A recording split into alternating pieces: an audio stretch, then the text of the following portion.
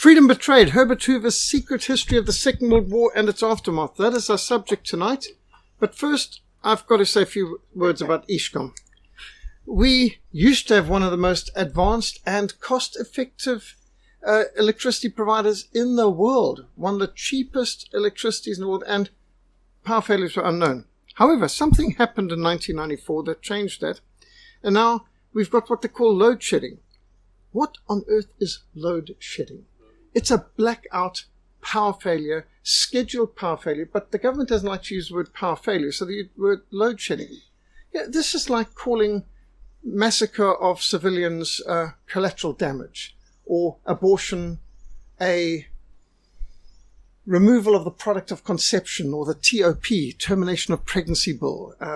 These are just euphemisms. When governments speak about liquidating or executive action, which is assassination, and they speak about strategic bombing, which is genocide of entire cities, incinerating hundreds of thousands of men, women, and children. I mean, they're called strategic bombing. And in South Africa, they call power failure, blackouts, load shedding. We don't always supply you with electricity, but when we do, please don't use it. This is one of the few electricity providers in the world that don't want their customers to actually use the product that they're selling. And if you want to know why our power failures happen, well, just look at some of the generators and power stations and the chaos that happens when these things blow up because they weren't maintained.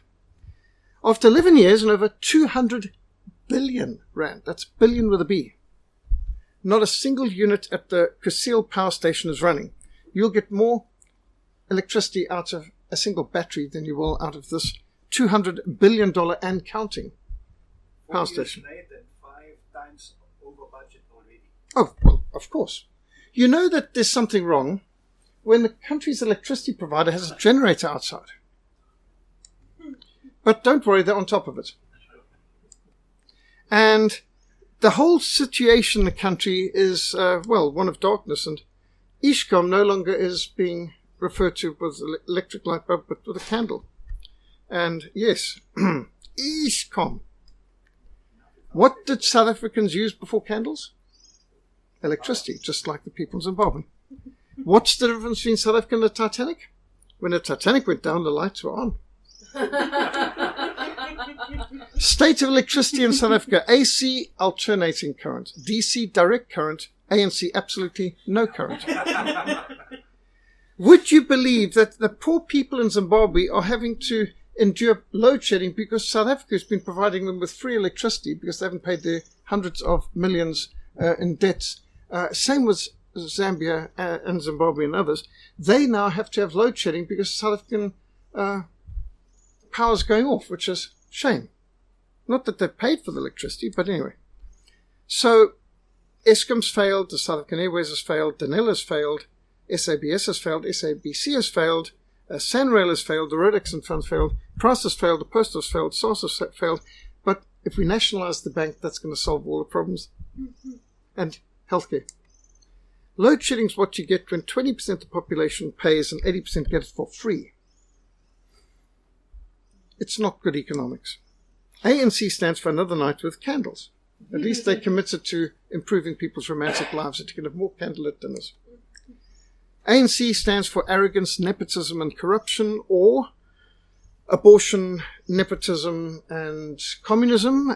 There's a whole lot of things. But remember, the middle letters of cancer is ANC. You know what a cancer is? A cancer is a cell that doesn't contribute to the health of the body, breaks down the health of the body. That is why I say the ANC is a cancer. They are like a tick. Polyticks. Poly, many, ticks, blood-sucking parasites. Polyticks, many blood-sucking parasites. They don't contribute to the body. They just suck the blood out of its victim. Most governments actually are just criminal enterprises. They steal from people. When you hear that's government funded, remember they first took the money from you. They're not giving their own money into this. They can take our electricity, but will never take our braai. The voice of resistance in South Africa. Now, people talk about climate change. They've shown pictures that the Victoria Falls is running dry. Well, it's actually a seasonal thing. If you go in the rainy season, like from January through April, May, yes, it's pouring. Even into July when things are getting quite brown around the side. But by the time you get in November, it's very dry. And okay, they can take a picture of that it's dry. Of course, there's still water flowing on the sides. Even in December when it's at its lowest, it'll still be flowing a little bit, obviously. But you could take, because it's a full mile wide, you can take pictures of huge sections, even pan the camera and make it look like there's no water flowing from Victoria Falls. But this is climate change nonsense. And of course, you know who's not man of the year, not what do they call him, person of the year, or whatever it is now, because we don't want to presume on gender. But the kind of person or whatever of the year of Slime magazine. I didn't know people are still reading Time magazine. But she's been warning about all these different things, and it gets colder when she's talking about global warming. How dare you? Yeah, but she flew with the airplane to America, not by boat, because the boat was serious. Exactly. Right. No, I mean, who knows how much carbon footprint she's put behind. All she wants is 3 Fridays that nobody goes to 14. That's what she wants. Goodness, she's been used then. It is total child abuse. Her speeches don't. She's not a scientist. Your parents are actors. Yes. Well, not very good ones. But anyway, so all this to say, warning you're entering a politically incorrect zone. Over here in the Reformation Society, people encounter free speech, which I know is now a thought crime. But let me tell you about some of the upcoming things. Our Biblical Worldview Summit is not that far away. 3rd to the 9th of January, this is our premier Biblical Worldview training program of the year. And it's not age restricted. While it's focused primarily on people in high school and going into university and those in university, it's wide open and we get people of a wide diversion of ages. I think that we've got, with General Mulder, someone in his 70s, mid-70s, late 70s. And Reverend Kraft, yes, no, he's quite a character. Converted from communism, Black Panther, drug dealer, gangster, convert to Christ. He's got quite a testimony. And he's coming back this year as well. So, Biblical Worldview Summit, we've got Colonel John Eidsmoe, top journalist, soldier, a jurist, I should say. He's an attorney. He's a chaplain in the US Air Force.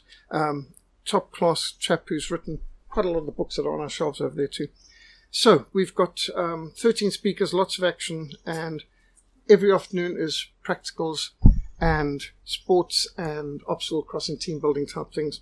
And there'll be some outreaches into Hermanus as well. And then there's the Great Commission course, which used the BWS as its first week, but second phase starts with the second, third week, and we do get to the top of Table Mountain while we're about it. And we come down at night. So, those are some of the upcomings. Do pray for them. It's important to put feet to our faith. We always start a year off with a serious bang with our feet on the ground. And towards the end of January, we'll be having the March for Life, National Day of Repentance, go to Parliament, stand outside Parliament, pray and protest. And following that will be Sanctity Life Sunday, when we're trying to persuade the pastors of this country to preach on what the Bible teaches and when life begins, and what our responsibility is to speak up for those who cannot speak for themselves, to rescue those being led away to death, hold back those staggering towards slaughter. Who will rise up for me against the wicked? Who will make a stand for me against the workers of iniquity?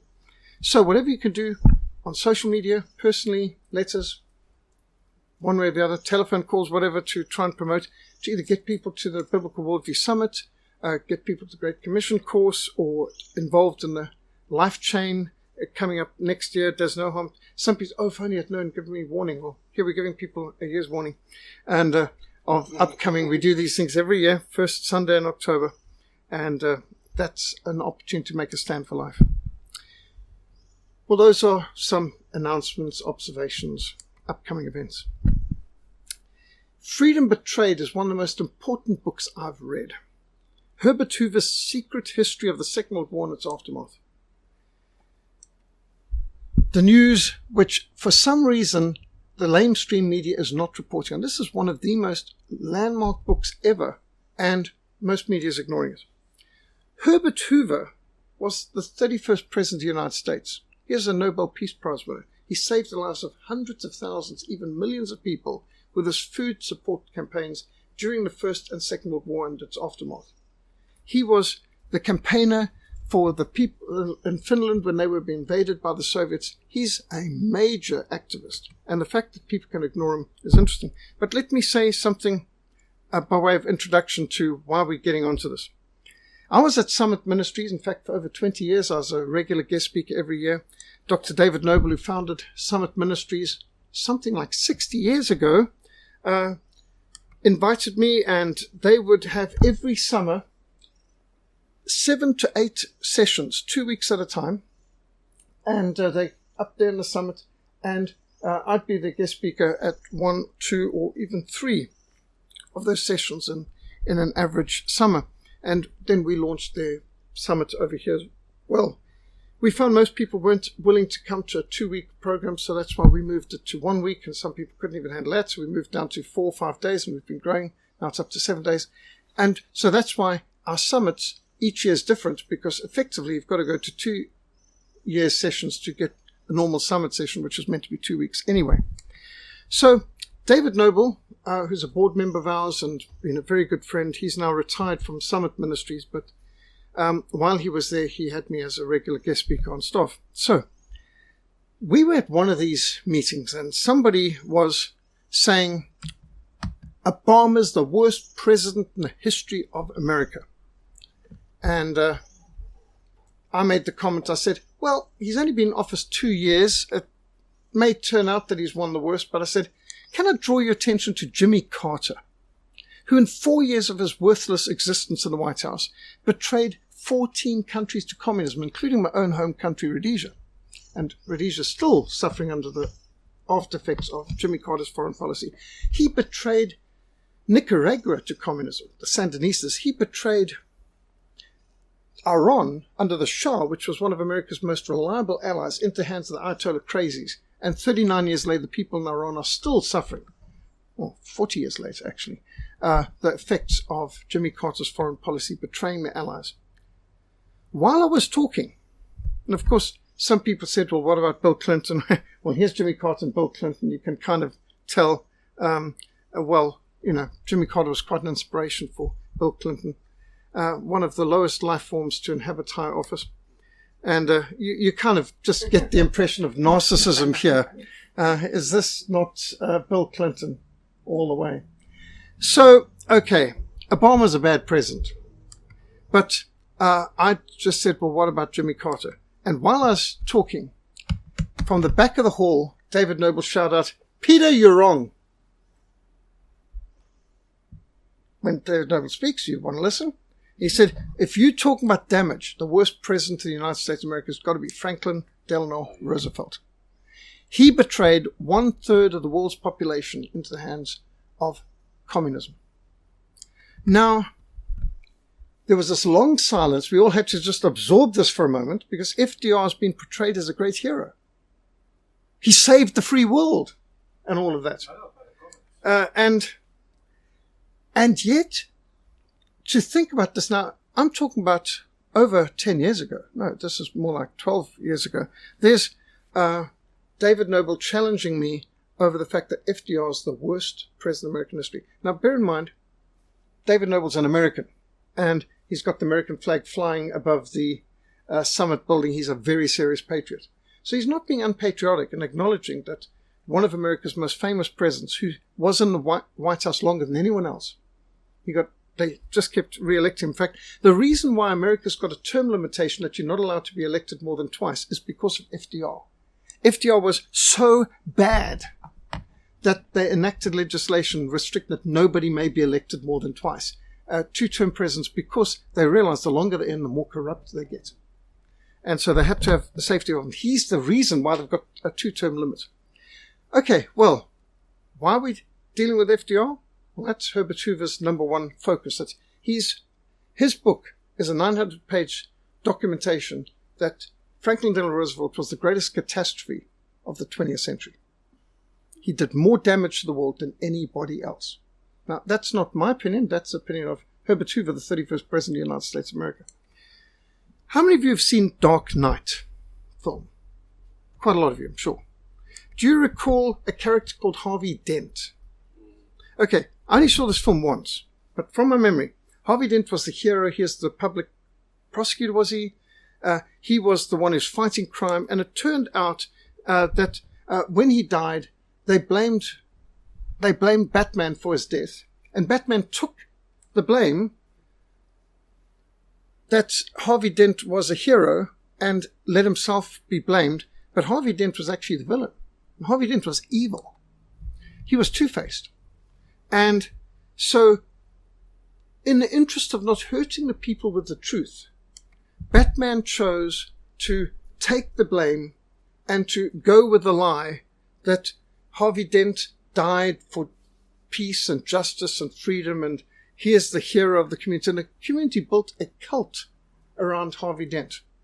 Those who've seen the film more often than me, can you agree that's a fair reflection of the film's message? Gotham City got evil, more evil, because you cannot believe a lie without serious negative consequences. Lies bring bondage. When you idolize evil, like Stalin, or Mandela, or Mao Zedong, or Vladimir Lenin, whether you're worshipping Winston Churchill, Mandela, or Franklin Delano Roosevelt, the result is a corruption of the entire society. If you can glorify and glamorize adulterers, liars, thieves, murderers, then the entire society is going to be affected. Just think in South Africa, they idolized Nelson Mandela. And so, adultery has become perfectly acceptable because, well, Mandela did it, so it's got to be okay. And stone throwing's got to be fine. I mean, he did that. Petrol bombing's fine. Burning of vehicles, why not? I mean, Operation Mayabiu, Umkhonto we Sizwe, he organized the armed struggle, he launched it, the car bombs, incinerating some grandmother and a granddaughter in Joburg Station with a petrol bomb in the case. I mean, why not? If this is what Madiba did and he's glamorized as a hero, then what's wrong with us doing it? And so in the last 11 months, 1,400 Pentechnicon 18-wheel delivery trucks have been looted and burned at a cost of 1.4 billion rand. And more than half of the railway carriages in Cape Town municipality have been burned out in the last 3 years. And we can continue. This is the consequence of worshipping something that's evil. And in Dark Knight, although I realize Dark Knight's not scripture, it's just a fiction film, but you get a picture there, a story where there's a negative consequence from glamorizing and idolizing that which is not worthy of our respect. So, that by way of introduction, let's get to Freedom Betrayed. So Dark Knight is not made by Esco? No, I think Ishkam's organizing 50 Shades of Darkness. When you go to the cinemas, they say 50 Shades of Darkness brought to you by Ishkam. And so, yeah, okay. So, these are some reviews of the Freedom Betrayed book by Herbert Hoover. Forbes magazine editor Tim Ferguson says Freedom Betrayed is an extended excoriation of Franklin D. Roosevelt and his foreign policy. The words will be jarring to many who today regard World War II in uniformly heroic terms. In other words, if you believe the politically correct World War II, rah, rah, yay, we saved the world, that's why everything's going so swimmingly great since 1945, and things couldn't be better because we were saved. I mean, imagine if they hadn't fought for freedom in the Second World War, how terrible life could be for us now and so on. So, obviously, when you suddenly hear what he's got to say about Franklin Delano Roosevelt and the Second World War, it will be jarring to those who watch Hollywood propaganda. One of the author's provocative questions includes, what part did communist agents in the United States government positions play in Roosevelt's policies? Do you know Franklin Delano Roosevelt was married to a card-carrying communist? Eleanor Roosevelt was an open communist. Franklin Delano Roosevelt called one of his college buddies, who was the head of OSS, the Office of Secret Service, the forerunner to the CIA, Wild Bill Donovan, open communist. Wild Bill Donovan, during the Second World War, did everything he could to see that the communists got all the aid. Like in Yugoslavia, they made sure all the aid went to Tito's partisans, the Red Star commies, who oppressed the poor people of Yugoslavia for the next 45 years. Nothing went to the royalist, monarchist, conservative, the actual government of Yugoslavia. It all went to the partisans who were communists, and so on. And it did the same thing in China. All aid went to the communist Chinese of Mao Zedong, who weren't even fighting the Japanese, mind you. They were keeping themselves out of it, instead of to Chiang Kai-shek, the nationalist, who was the real leader of the country, and so on. And so they betrayed place after place. They betrayed the conservatives and the Christians, and they supported the communists. And that was because Franklin Delano Roosevelt chose a communist to head up the OSS, which was the forerunner for the CIA. He put a communist, Alger Hiss, in charge of the United Nations. 1943, UN first met in San Francisco. Alger Hiss, a known KGB agent, was the first general secretary of it. And head of the International Monetary Fund, also communist agents, Dexter White and a whole lot of others. He was surrounded by communists. Virtually every major position in the War Department, the State Department, the Agricultural Department, wherever you wanted, under Franklin Delano Roosevelt, he had communists right, left, and center. That's why Stalin had all the secrets about the American atomic bomb project about as soon as the Americans had it. Because the entire Manhattan Project was saturated with communists. The culmination of an extraordinary literary project that Herbert Hoover launched during World War II, his magnus opus, is now at last published 50 years after its completion. Now you may wonder, why only now? Well,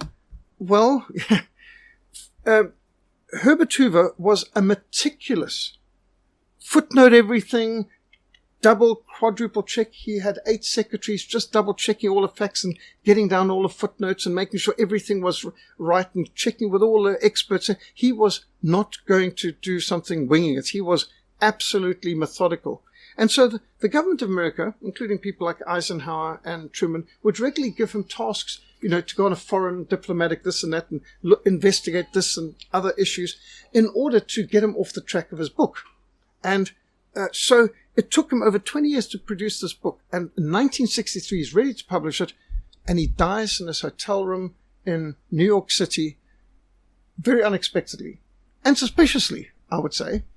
And then in come the heavies from the CIA and so on, and they seize all his books and everything and intimidate his children and relatives not to publish his book in the interest of national security, that this book will damage national security. Well, actually, it would destroy the Democratic Party. It would have shown that the Democratic Party had been completely and utterly riddled by communists from 1913, actually, right back from the time of Woodrow Wilson.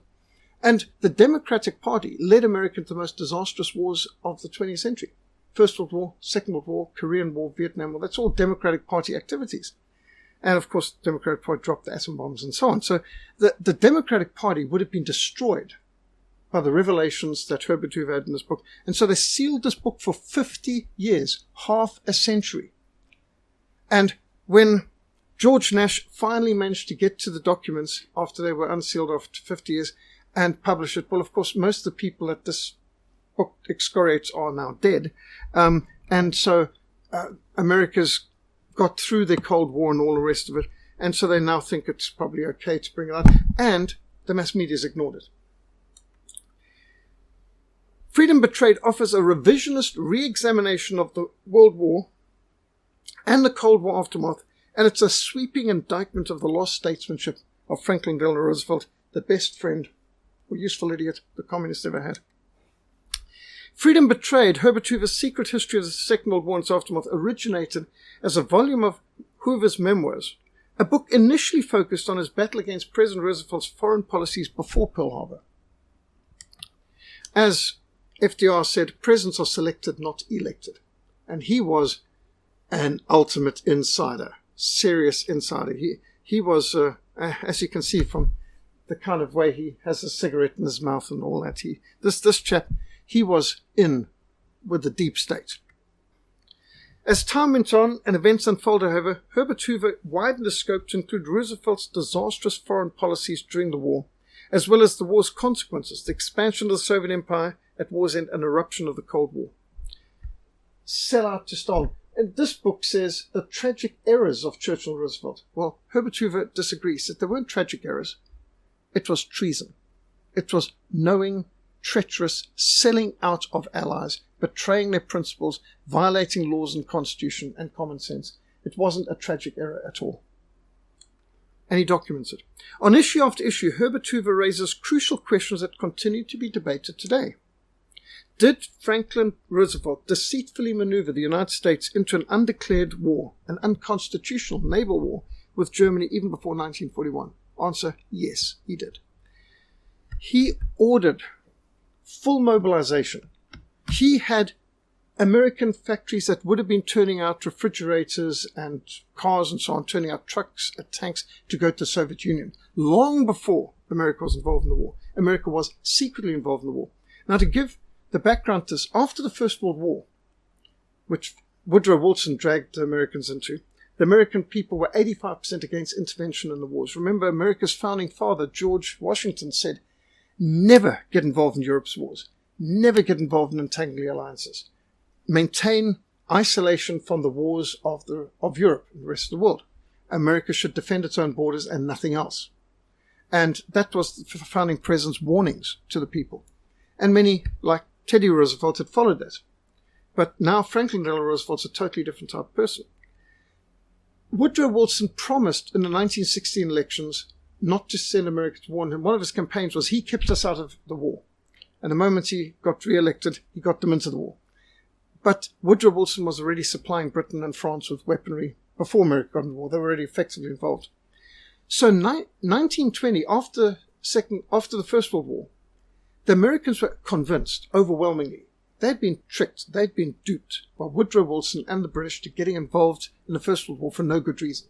100,000 Americans had died in the First World War for no reason at all, except to add 1 million square miles to the British and French empires, and steal a whole lot of people's real estate, including their private farms and homes and so on in Southwest Africa, Tanzania and so on.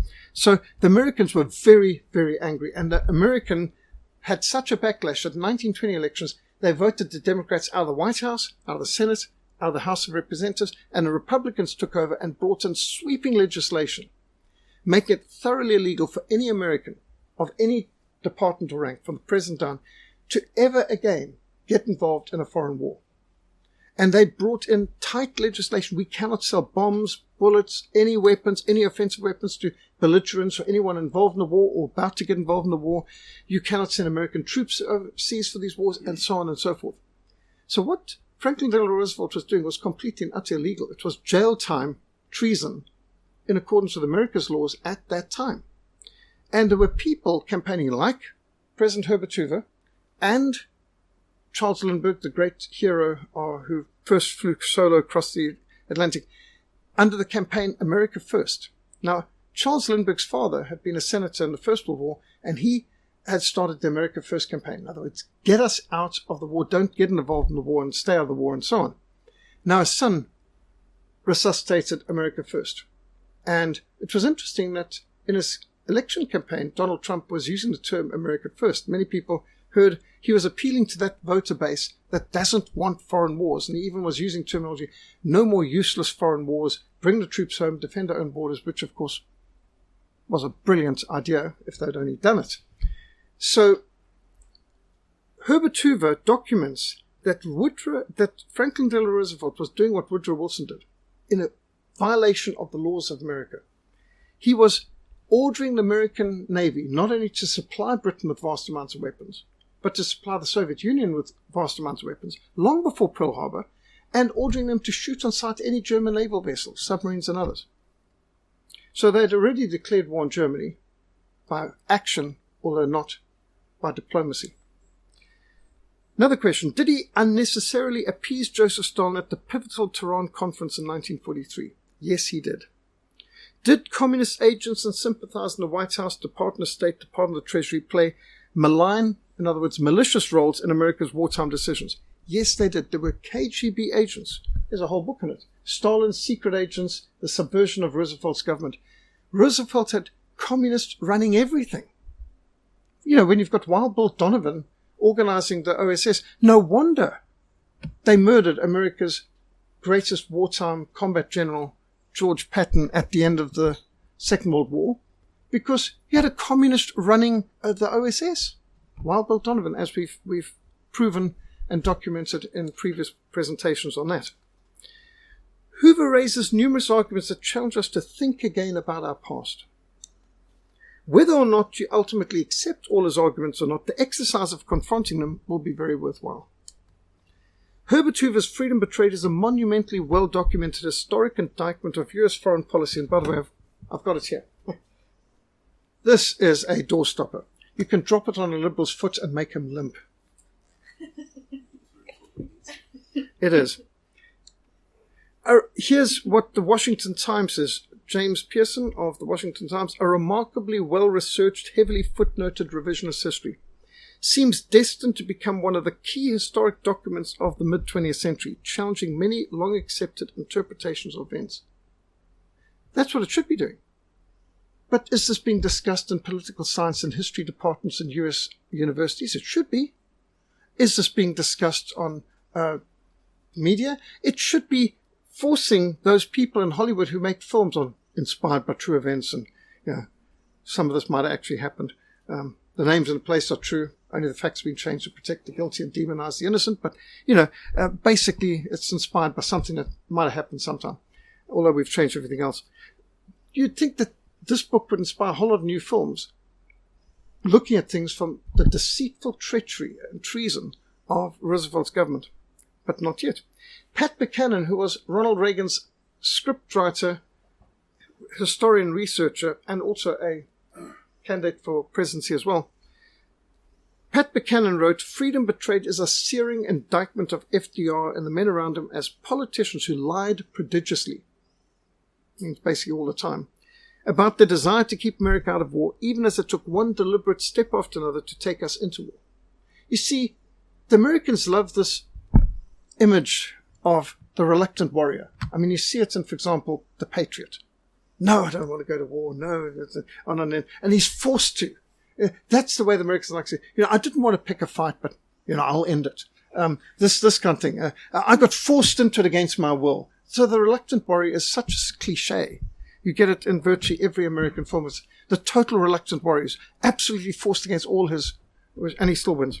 So this is what Pat Buchanan says about Freedom Betrayed. Tom Bethel, in the American Spectator, writes, "In its sharp descent from conventional understanding of the mid-20th century, Herbert Hoover's book succeeds in bringing that history back to life and in forcing us to think about it in ways that will surely be unfamiliar to many." Very unfamiliar. In fact, a lot of people think, it can't be true. I mean, I saw Pearl Harbor film, and FDR seemed like a nice guy in that film. Of course, that was an actor, Gerald Rossello wrote for the University Bookman, "Freedom Betrays the work of a serious student of history, and it's heavily researched and footnoted. Its publication is a monumental moment in the history of presidential writings, and Nash deserves credit for his persistence and dedication in shaping it." 50 years after it was sealed. That does require persistence and courage, actually. In the Reagan Diaries, the editor of Reagan Diaries, Douglas Brinkley, professor of history at Rice University, says, "What an amazing historic find. Historian George Nash, the dean of Herbert Hoover Studies, has brought forth a very rare manuscript in Freedom Betrayed. Here's Hoover unplugged, delineating on everything from the lost statesmanship of FDR to the Korean War. A truly invaluable work of presidential history, highly recommended." Don't expect too many professors of history to listen to him on that, though. Finally, after waiting for close to half a century, we now have Hoover's massive and impassioned account of American foreign policy from 1933 to the early 1950s. Thanks to the efforts of George Nash, there exists an unparalleled picture of Herbert Hoover's worldview, one long shared by many conservatives. Nash's thorough and perceptive introduction shows why he remains America's leading Hoover scholar. Now this from Justice Donica, author of Storm and Horizon, Challenge to American Interventionism. A forcefully argued and well-documented alternative to and critique of the conventional liberal historic narrative of America's road to war and its war aims. We didn't want to go to war. We were forced to go to war. And our only goal was to give freedom to everyone else, unselfishly. We're not getting anything out of it. Even readers comfortable with the established account will find themselves thinking that the accepted history should be reconsidered and perhaps revised. That's from John Earl Haynes, author of Spies, The Rise and Fall of the KGB in America. These are pretty serious reviews. Freedom Betrayed offers vivid proof of William Faulkner's famous dictum that the past is never dead. In fact, it's not even past. Past is still with us and it affects our present. For those who might think that history has settled the mantle of consensus around the events of World War II era, Hoover's iconoclastic, you know what iconoclasm is?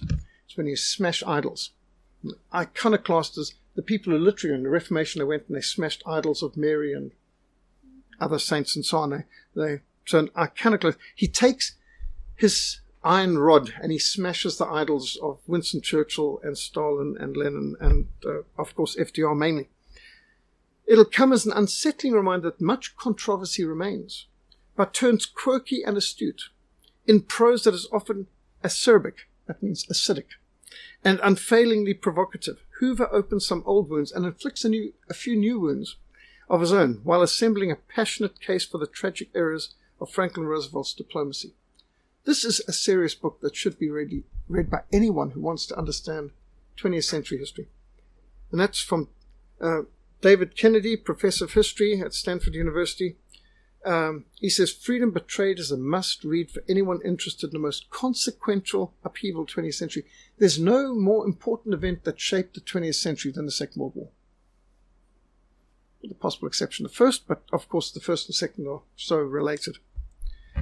Herbert Hoover's Freedom Betrayed is a bracing work of historic revisionism that takes aim at U.S. foreign policy under President Franklin Delano Roosevelt.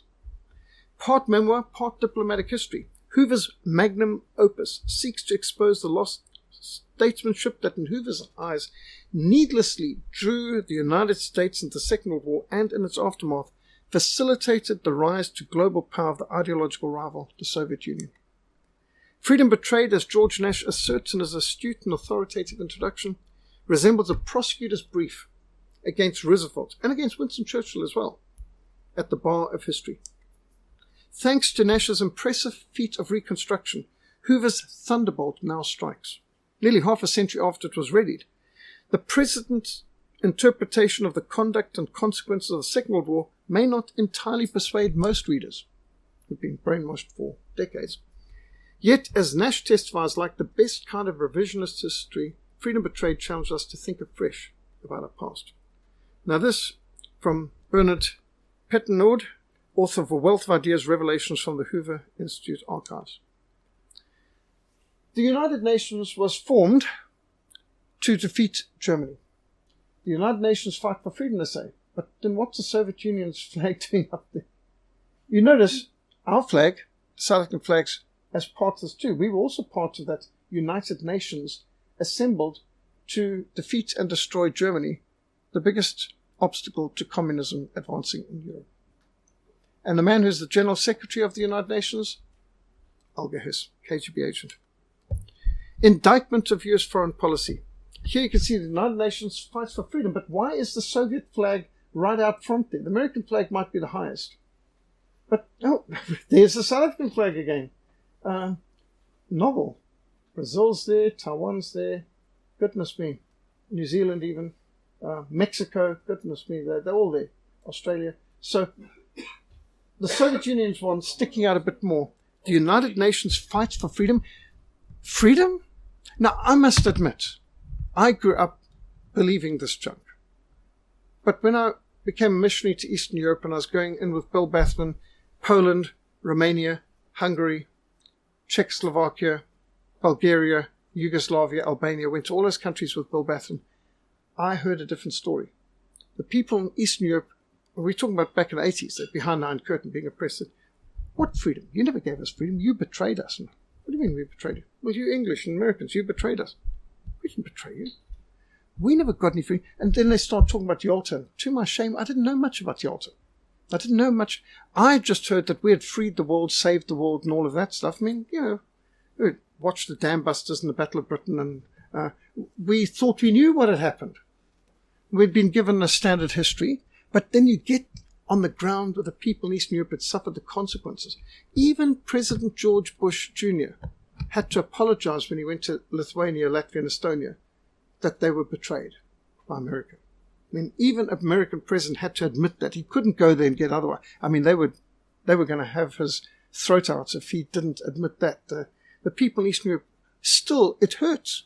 They've lost lots of family members to the Soviet Union, the KGB. So they're not going to believe this junk that comes out from our Hollywood nonsense and our self-serving legends and propaganda idolatry of how we saved the world, when they know that the world was immensely worse afterwards. And communism was saved by the Second World War and American intervention, and South African gold, by the way. Brilliantly edited by George Nash, Freedom Betrayed is as passionate as it is provocative. Many, no doubt, will dispute Hoover's strategic vision, but few can dispute the historic significance of this unique volume, published even as Americans of the 21st century debate their moral and military obligations. This from scholar in residence at George Mason University. So these are pretty serious people, all singing the praises of Freedom Betrayed. So why have most people not heard of it? 1 Corinthians 10 verse 6 to 11 says, "Now these things became our examples, to the intent that we should not lust after evil things as they also lusted." Now all these things happened to him as examples, and they're written for admonition. Now here, 1 Corinthians 10 speaking to us about the importance of history in general. Of course, the history of Israel primarily, but the history of our God deals with nations, and history is important. History is important that we learn from evil so that we don't fall for it again, and deceptions. So, what exactly does Herbert Hoover's Secret History of the Second World War and its aftermath declare? Herbert Hoover was the author of more than 30 books, the founder of the Hoover Institution on War, Revolution, Peace at Stanford University. He's a strong advocate for not getting involved in foreign wars. He advocated a Swiss type of neutrality, armed neutrality, where you protect your own but you don't interfere with others. He was a respected man in his time. This is his birthplace, humble origins. First picture of Herbert Hoover, age 3. At the time he entered Stanford University. This would be with his wife and their youngest son, and more children. So, the making of the great humanitarian. Herbert Hoover was known as the great humanitarian. He came to attention of the world during the First World War in his concern for the victims of the hunger blockade, the British naval hunger blockade, which was starving people not only in Germany and Austria, but also in Belgium. And so he was mobilizing food against the British blockade to be able to break the blockade, going through neutral countries like Switzerland to help the people, and Sweden, to get aid to the people who were starving. He was a person who was concerned for the poor. And his family, 2 sons and daughter-in-law, and his wife. Of course, he campaigned for president. It was his great misfortune that when he came to power, a Republican came to power against the Democratic candidate. You know, in America at that stage, because telecommunications weren't as advanced, you waited several more months after election in November to when he became president. So president wasn't installed in January as they are now. They were installed in March. 1 week after he is installed as president of America, the Wall Street crash, which was obviously engineered, occurred. So his presidency was doomed because you can't survive an economic crash. And of course, economic crash have got nothing to do with the presidents. It's everything to do with the bankers. But it was engineered. Of course, it made billions for the Rothschilds and Rockefellers and so on, but it destroyed his administration. So he could only be a one-term president because whoever was coming up the next time would win. Whoever is president at a time of an economic crash and their party will lose the next election. It's just a fact. That's the way it works. And so, although he couldn't have possibly been to blame for the Wall Street crash, his presidency was finished, basically, before it had even begun. Being a politician is a poor profession, he said. Being a public servant is a noble profession. Now, this is a man who really was not a politician as much as a statesman. 31st President of the United States of America, and a God-fearing man, we might say. But nevertheless, okay, so some of the Herbert Hoover background. Here's the crash of 1929. He had just become president that week, and economic chaos occurs. And of course, while it's a disaster for millions of people, about 6 million farmers lost their farms. Dust bowl, destruction, disaster.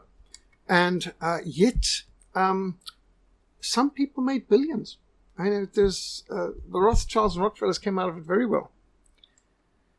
Well, you can imagine he's wondering why all this happened, and he must have started digging.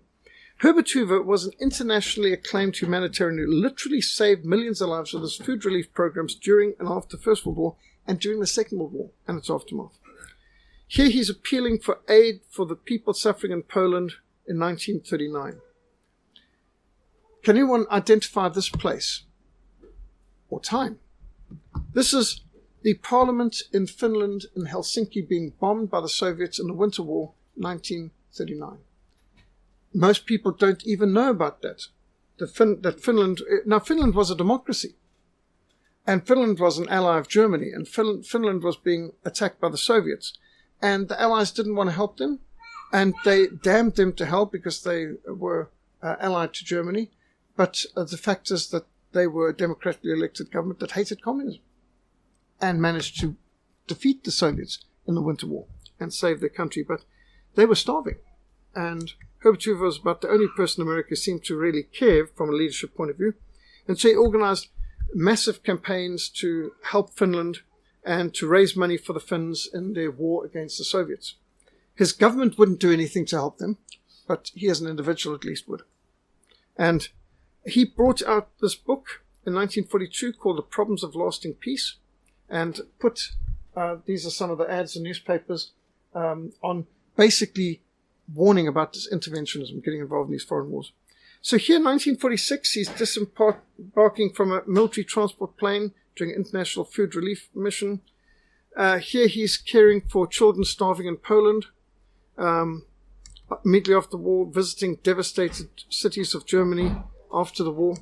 The ruins, caring for war orphans, and traveling throughout. He's very involved. So, when the war closed, we were challenged with a peacetime choice between the American system of rugged individualism and a European philosophy of diametrically opposed doctrines of paternalism and state socialism. It's a tragedy that his book, Freedom Betrayed, was not published during his own lifetime.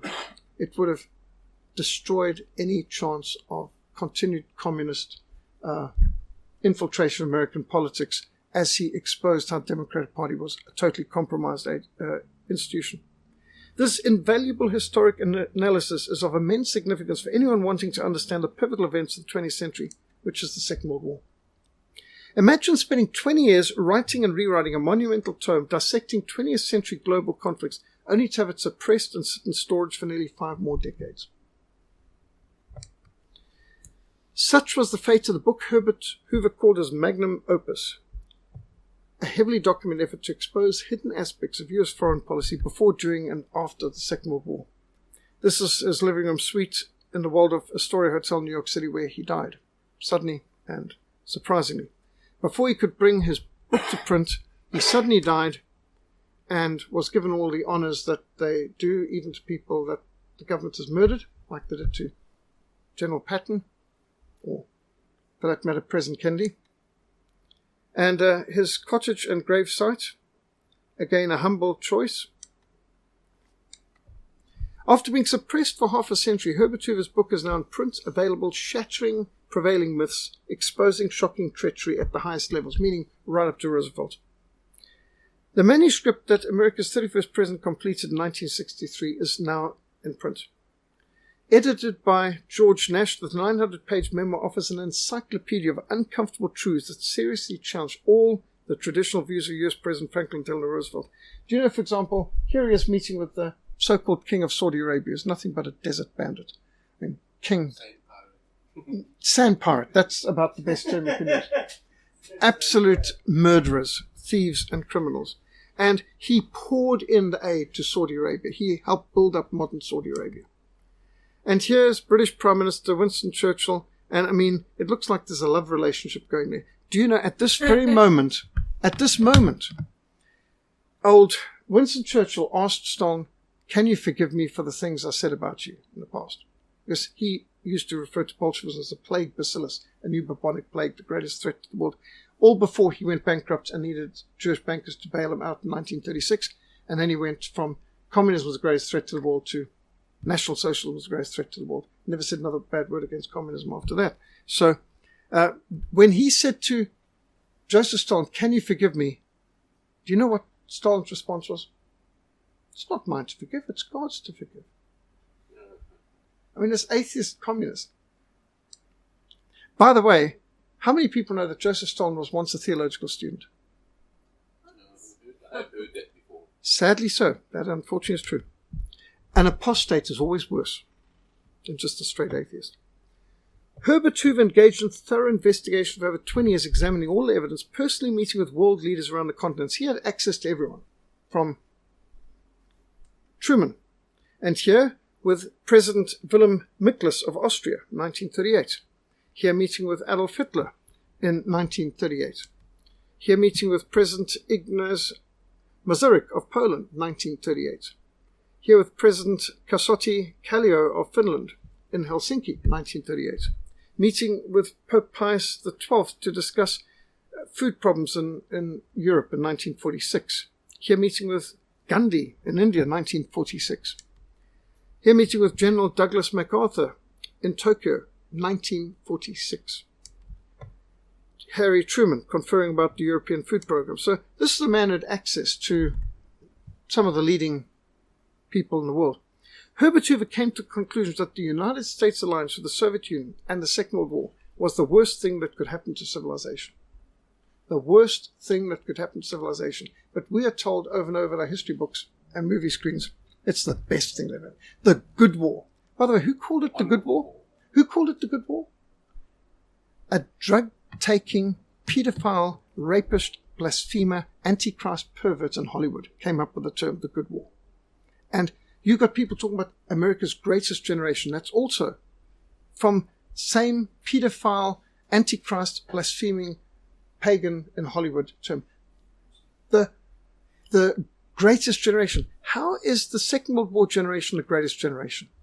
The generation that legalized abortion, pornography, homosexuality, kicked the Bible out of schools, kicked the Ten Commandments out of schools, they're the greatest generation?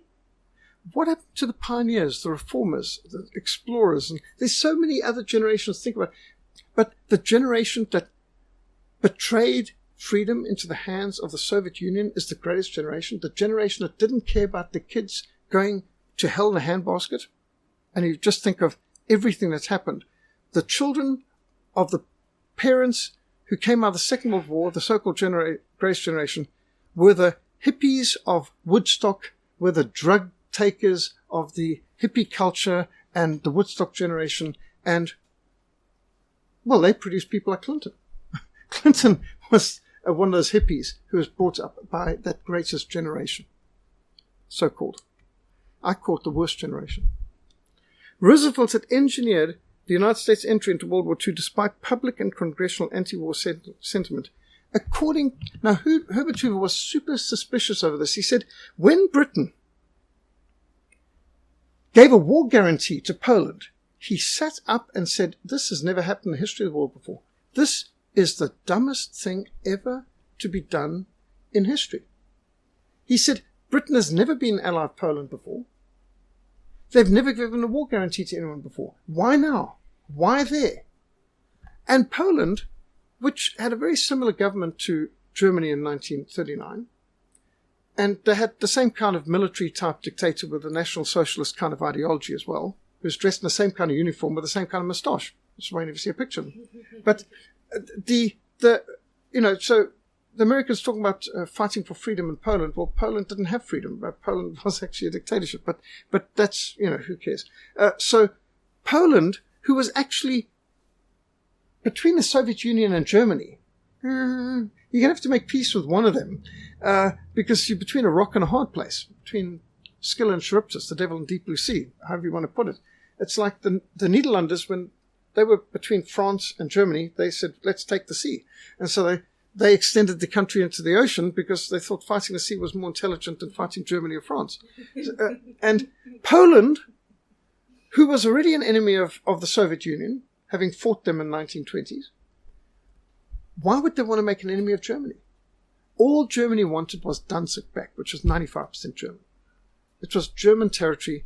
It had always been German for centuries. And Why did Poland not give it back? Because Germany was offering all kinds of massive economic benefits for doing so. There was no reason to. Why did France suddenly get involved in alliance with Poland? So Herbert Hoover is scratching his head saying, this doesn't make sense. Well, he did the investigation. He found out the details.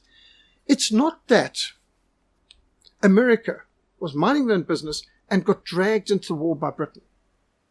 It was exactly the opposite. Herbert Hoover documents in this book that the U.S. war, that the Second World War started with U.S. foreign policy. It started from Franklin Delano Roosevelt, who bribed, cajoled, lied to, gave false promises to Poland to stop them from giving Danzig back to Germany. He lied, cajoled, and persuaded and bribed the British and French to give a war guarantee to Poland. It was not an interest to Poland.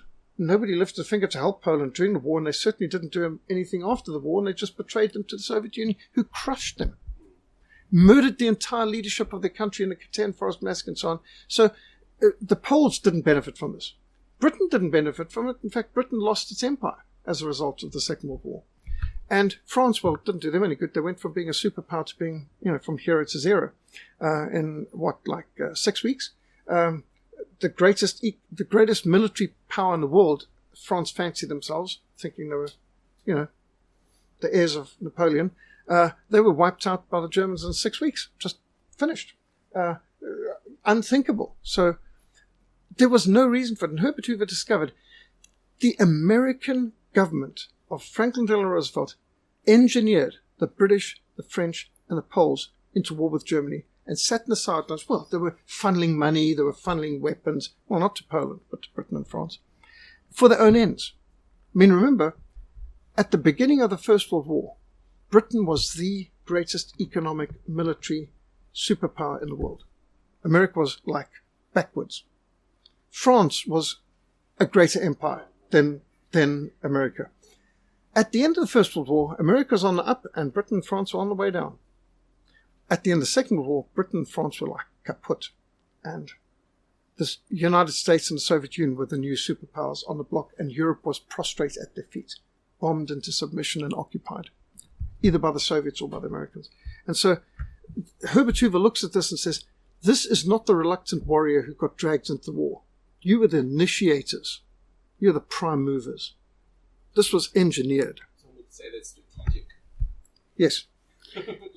This in the face of his 1940 campaign. Now, this is Franklin Delano Roosevelt said in his campaign 1940. I've said this before, but I'll say it again and again and again. Your boys are not going to be sent into any foreign wars. And in the author's view, the wise course would have been to let Stalin's Russia and Germany's Hitler destroy each other, as he put it. Because even whoever won that war would have been greatly weakened by it. And this is a colossal battle of titans. Now, for those people who have this view, as I had when I grew up, that Second World War was a war between England and Germany. Well, actually, if you look at the facts, England inflicted not even 4% of Germany's total military deaths in the whole Second World War. 90% of Germany's military deaths in the Second World War were on the Eastern Front. The Second World War, if you think that the Second World War was all being fought in the Western Front, that was the sideshow. The main focus of the war was communism and nationalism, Stalin, Hitler, Eastern Front, Operation Barbarossa. That was the war. Everything else was distraction. It wasn't the main focus. So this idea that England was on one side of the ring, Germany was on the other side of the ring, and in a fair fight, nothing like it. It's like getting all the gangs on the block together to attack at the same time. That's what it was like. It wasn't one-on-one. This England versus Germany, like the football match in 1966. No, it wasn't like that. You've got 11 on your side, we've got 11 on our side, It wasn't that way. American territory was never threatened by the Germans. And even Western Europe would have remained unscathed had not attempted to stop Germany's eastward push. This was the battle. Barbarossa. Stretching across 3,000 kilometers to start with. It got more as the advanced more to Russia. Instead, by partnering with Stalin to defeat Hitler, Roosevelt and Churchill gave communism legitimacy. I mean, this is the picture. The Soviet Union's hammer and sickle, the British Union Jack, and the Stars and Stripes together, like they are some kind of moral equivalence. Herbert Hoover personally warned British Prime Minister Neville Chamberlain, 22nd of March 1938, another world war would probably destroy the British Empire, which was 100% accurate. Britain's involvement in the war must be avoided at all costs. Britain will lose its empire if it engages in another war. It had lost just about everything in the First World War anyway. It was tottering in 1938. It couldn't afford another world war. They were still in debt to America. They only paid off debts to America for the First World War a few years ago. From then on, all the colonies became independent. They lost it. Or worse, or trade. Herbert Hoover advised that if Germany could be given the freedom to rectify the injustice of the Versailles Treaty, there would be no threat to Western Europe. U.S. Secretary of State Lansing said the peace treaty that he and Woodrow Wilson brought home, the Versailles Treaty menaces the existence of civilization. The Versailles Treaty was the biggest problem that caused the Second World War. Micah 6 verse 8, he has shown you, a man, what is good, and what does the Lord require of you, but to do justly, to love mercy, and to walk humbly with your God. He who justifies the wicked and he who condemns the just, both of them alike, are an abomination to the Lord. Proverbs 17:15. Hoover was convinced that Germany was looking eastward. The Germans are the most virile people in the continent, a land people, not a sea people, whose vision has been towards the east. If another Armageddon is coming, his hope was that it would come on the plains of Russia and not on the frontiers of France, which makes sense. Western civilization will be infinitely better off if the Germans fight in the east instead of to the west. Why get in the way? It would be a disaster if the Western democracies were dragged down by war. The end result would be to save the cruel Soviet despotism in Russia. Now, these are all words of Herbert Hoover written in the 1930s, before the war. He was warning the people. He had access to the heads of state. He was speaking with them directly. But remember, while they promise them liberty, they themselves are slaves of corruption. Herbert Hoover sounded the alarm against Franklin Delano Roosevelt's New Deal, which was socialism, naked socialism, a dangerous collectivist assault on the traditional American system of ordered liberty. You see, FDR was able to, with his New Deal, he nationalized vast amounts of America and vast amounts of farms, and millions of farming families lost their homes and were put into work battalions, I think is the best term. They were literally regimented into building the big dams, and named the one dam the Hoover Dam, which was a bit of a cheek, considering Herbert Hoover had nothing to do with it, but he was the most respected previous president. But this was an FDR New Deal thing. They just had these people marching off there with their shovels to build these great, big, massive estate enterprises in exchange for food. People are impoverished, had nothing else. Hoover warned that one of the lessons from the Great War was the victors suffer almost equally with the vanquished in economic misery and spiritual degradation. He warned that in war, the resultant inflation confiscates the savings of all. The result of America going into another war would be increased despotism under a centralized, increasingly intrusive government at home. Has that not happened? Talk about intrusive government. He warned of the rise of dictatorships on both sides of the Atlantic and planned economies with increased government debts and deficits. It's never been worse, debt-wise and so on. Hoover, in public meetings and his writings before the Second World War, warned that Americans should harden their resolves to keep out of other people's wars, and we should convince Europe that this is our policy. We should have nothing to do with other people's wars. Hoover emphasized we must keep peace with dictatorships as well as with popular governments. It's not our business to interfere in other countries' affairs. The forms of government which other people pass through in working out their destinies is not our business. We can never herd the world into the paths of righteousness with the dogs of war. I mean, these are all Hoover's terms. And it's like, you may not like what your neighbors do, but it's none of your business to walk over there and start lecturing your neighbors what they've got to do in their house or in their other country. He rejected FDR's schemes for preserving peace by waging war. Now, how's that for an oxymoron? And proposed that Americans rather mobilize the collective moral courses to prevent war. The greatest service that this nation can give to the future of humanity is to revitalize and purify our own democracy, insisting upon intellectual honesty and keep out of war. Well, wouldn't that be a relief and a fresh change if they had intellectual honesty and kept out of war? But every single war that America gets involved in is for peace and freedom. Yeah, I mean, they have just killed hundreds of thousands of people in the Middle East in a war against terror. Hundreds of thousands, possibly well over 1 million, have died in Afghanistan and Iraq and Syria in the name of fighting terrorism.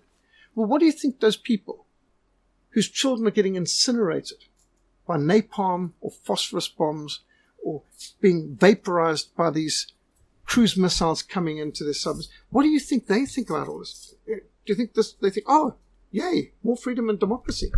No, it looks like terrorism to them. This is waged in the name of peace and freedom to fight terrorism. Hoover recommended that rectifying the injustice of the Treaty of Versailles was the best safeguard against war. It's true. If you'd only returned what had been stolen, there wouldn't be the motivation for the war.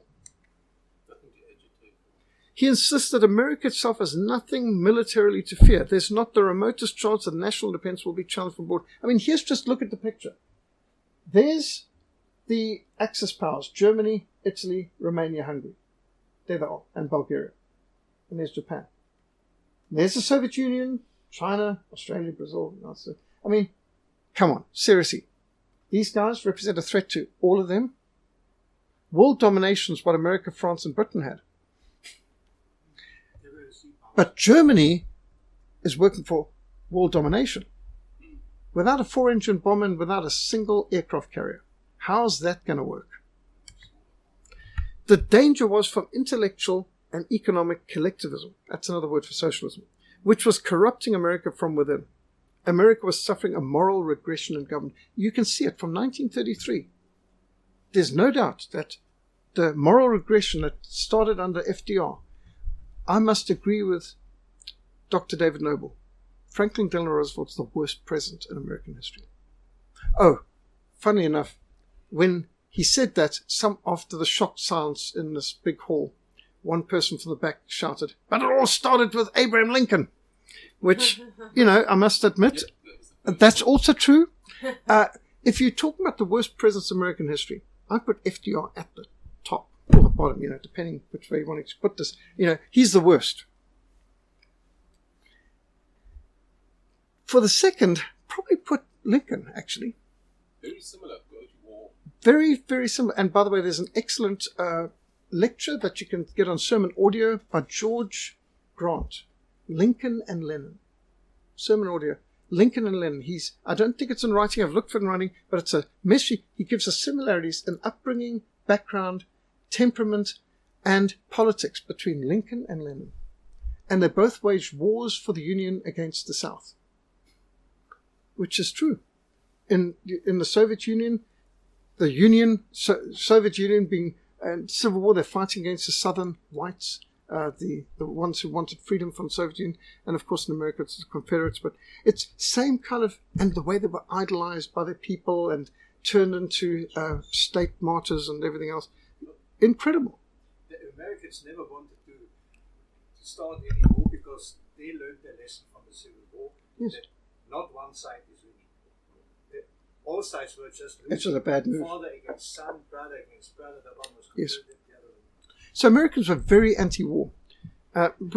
We've had another lecture on power of propaganda, because America launched one of the greatest propaganda offensives ever with the Committee for Public Information, using Sigmund Freud's nephew to run that, and Edward Bernays.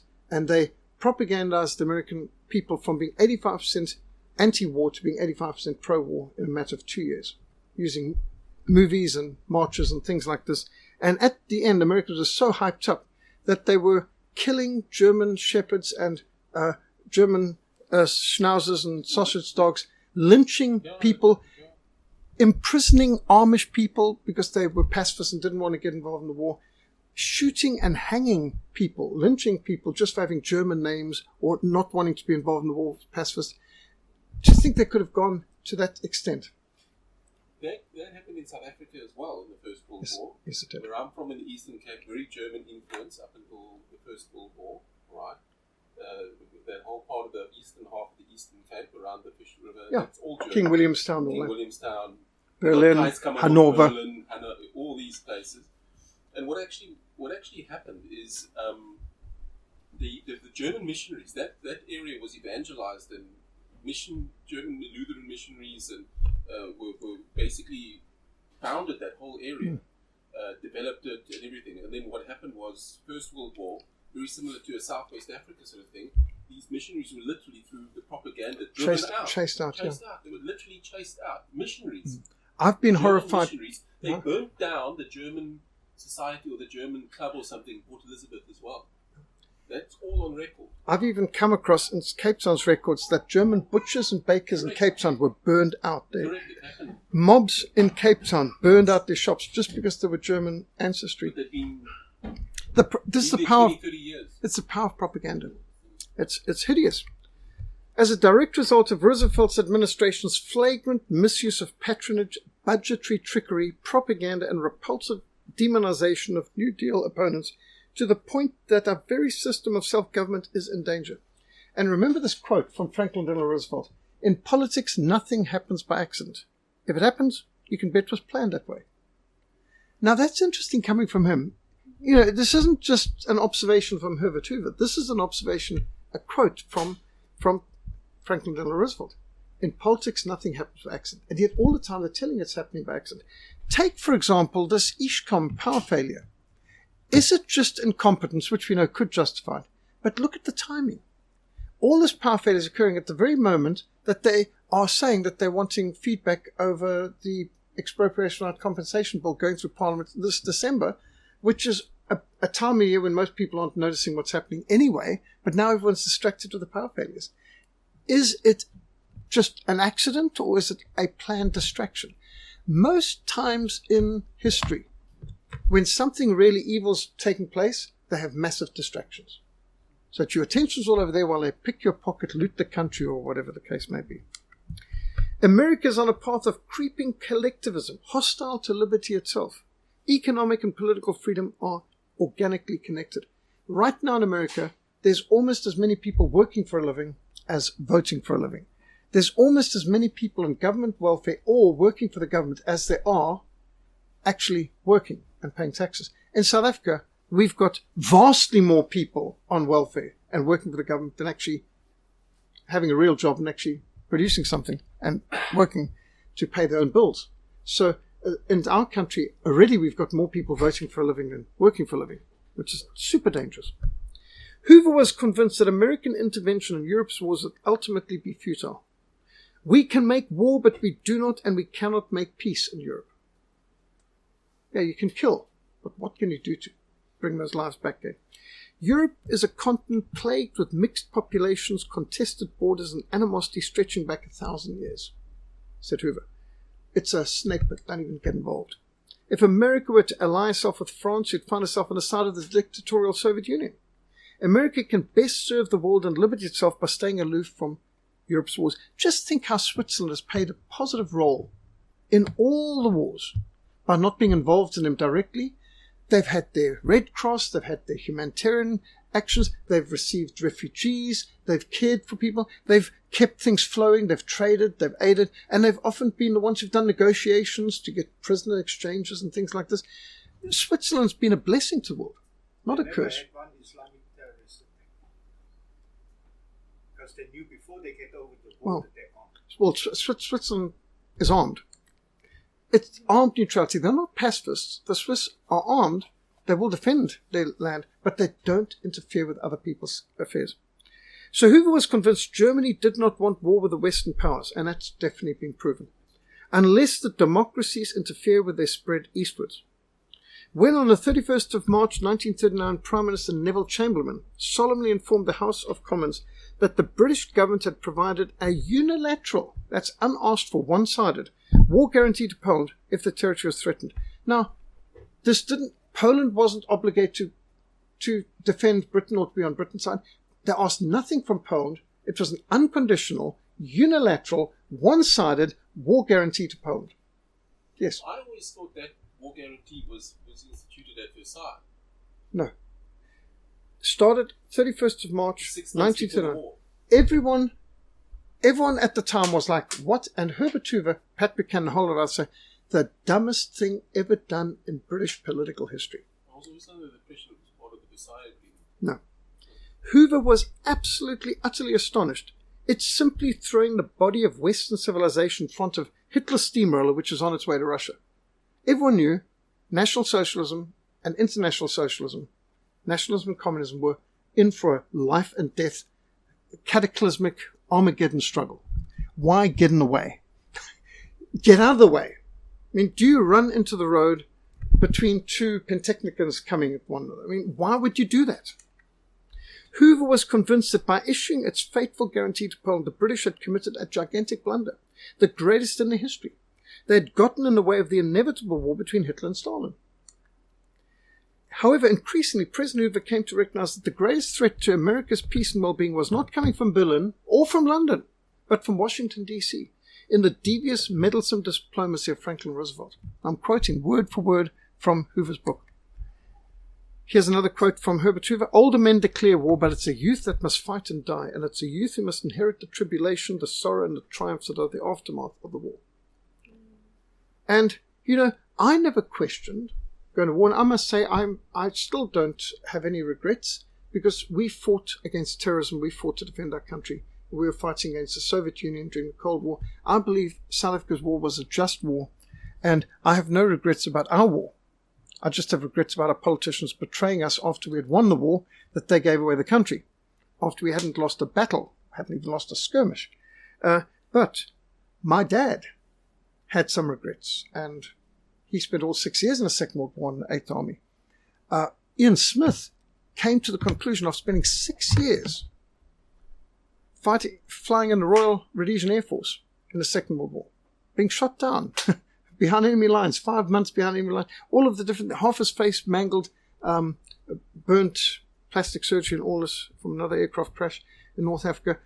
He came to the conclusion at the end, he was saying to me, we admit regularly, he said, you know, we were on the wrong side. We'd been better off sitting out the war. We'd been better losing the war. We'd been better off. Africa would still be free and safe.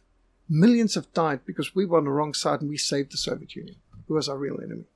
If we had to be involved in the war, we should have been fighting in Eastern Front against the Soviet Union, not fighting against Eastern Front's enemies, Germany, who were protecting Europe from communism. And so Ian Smith came to that conclusion.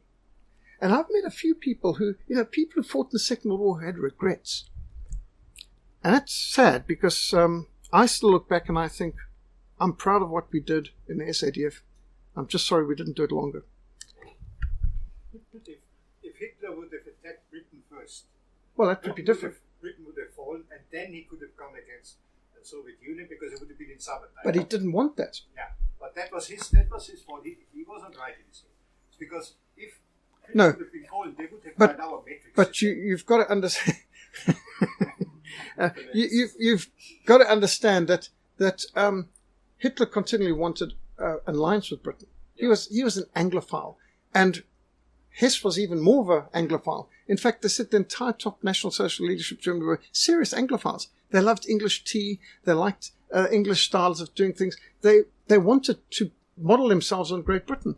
The Hitler Youth was totally Baden-Powell's scouts and Girl Guides. Exactly. Even the uniforms were modelled on him and everything they did there. The Kriegsmarine was modelled very much on the British. Großdeutschland was modelled on Great Britain. They were the same people. And so he had this ideological affection, irrationally so, that his generals are saying, finish the British army now at Dunkirk. And he ordered the stop order and let the British all leave because he said they've got an empire to care for. We must think of the future. What would happen to the British Empire in the east of the Japanese, who was meant to be Britain?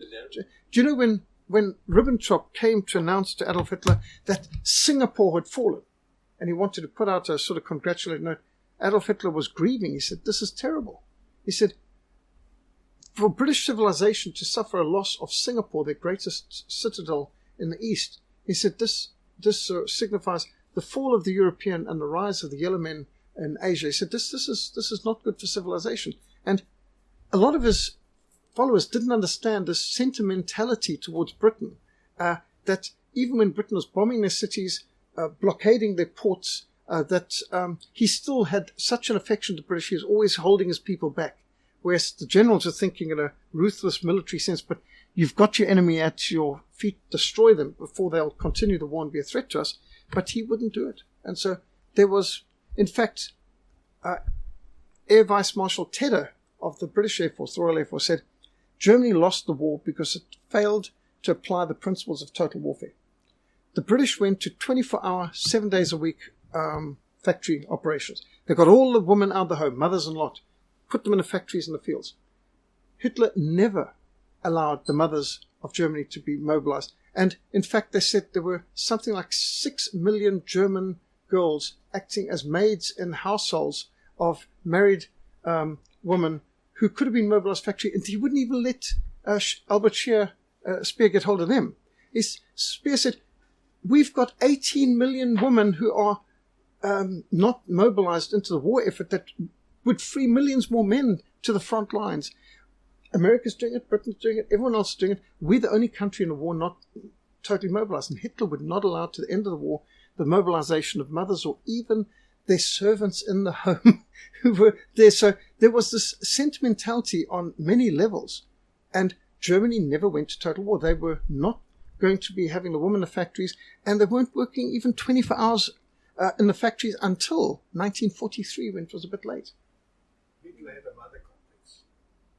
Inferiority complex. He was worshipping his mother. Yeah, Well- He was clear. He got married just for show. Well, And the clear is wrong by it in any case. well, I don't know about psychoanalyzing people of generations behind, but still.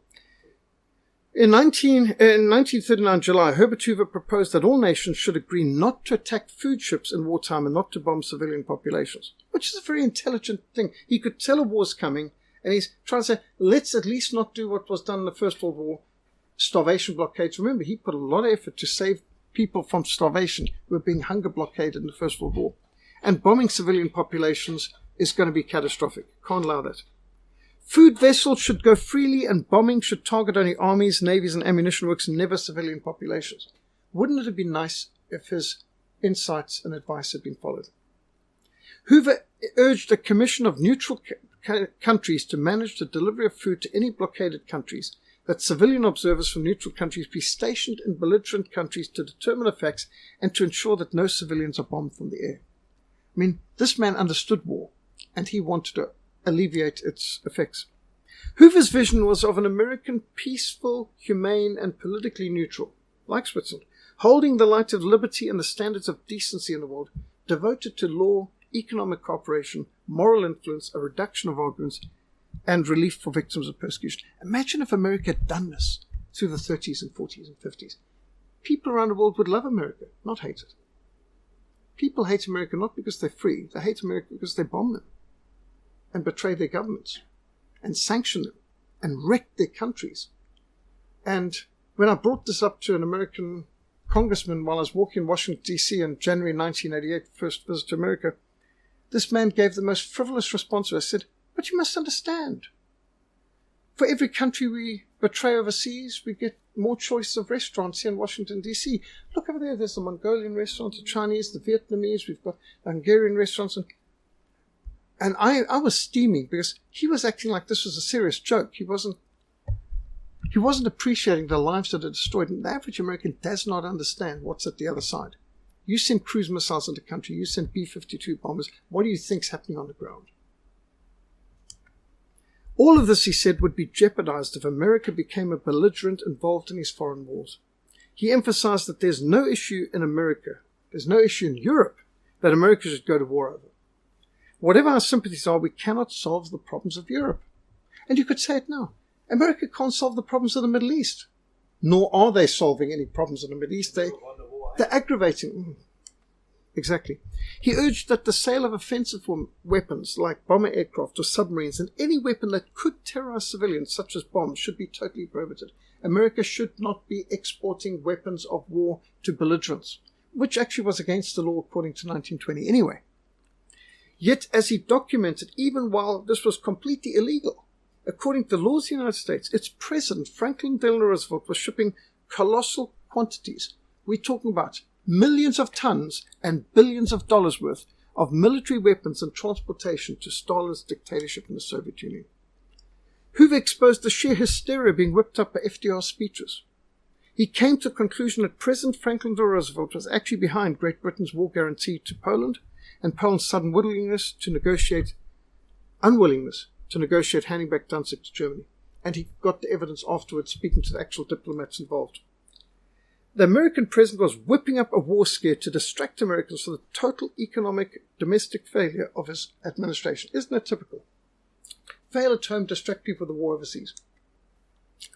I do not for one moment believe that these democracies are in any danger of an attack from Germany. I mean, there's Germany, there's the Soviet Union, there's America and so on. Yeah, really. I'm convinced it is Roosevelt's action which has stirred public opinion in France and England into abandonment of their appeasement policy into an aggressive alliance. By doing so, Roosevelt had measurably advanced the possibilities of war in the world, and at the end of that war to save democracy will be that there is no democracy. This arsenal of democracy was saving the Soviet Union's dictatorship. FDR's sensational publicity stunts and public insults to Germany, warlike acts of economic sabotage marked a radical departure in American foreign policy, undermining liberty and unconstrained executive power. Hoover wrote against propaganda inflaming American emotions and minds and ominous steps taken by our own government which entangle us in these very controversies, the end of which may be war, and was war.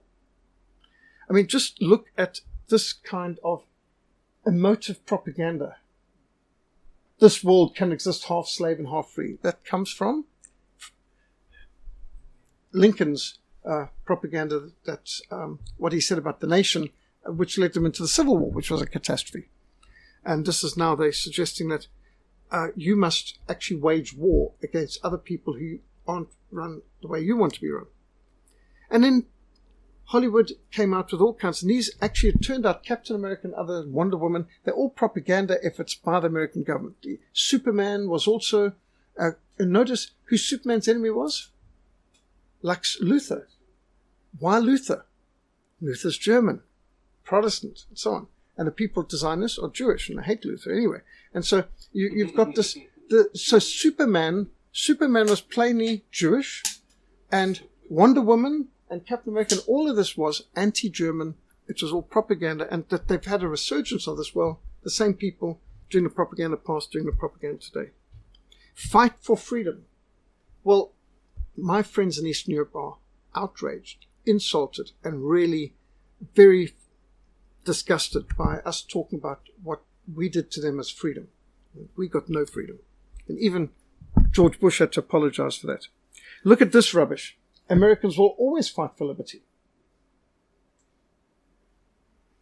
Yeah, like this kind of liberty, where one man has the one vote. It's not who votes that counts, it's who counts the votes, said Stalin. He has joined the chessboard of Europe. FDR is lining us up in a balance of power condition fraught with moral peril. Just the fact of mobilizing women, who meant to be epitomes of love and nurture of life, to produce the weapons of war to blow other people's husbands and sons to pieces. Oh, not just them, but other people's mothers and daughters and sisters apart too, because most of these bombs are going to be dropped on cities anyway.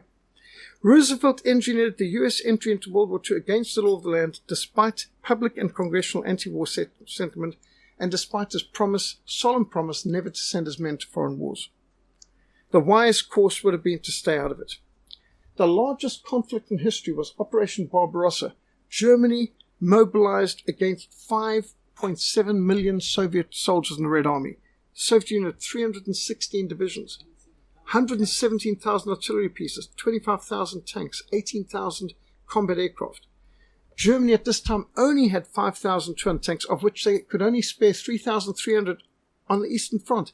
This gave the Soviets more than a 7-to-1 advantage in armor. And their tanks were bigger.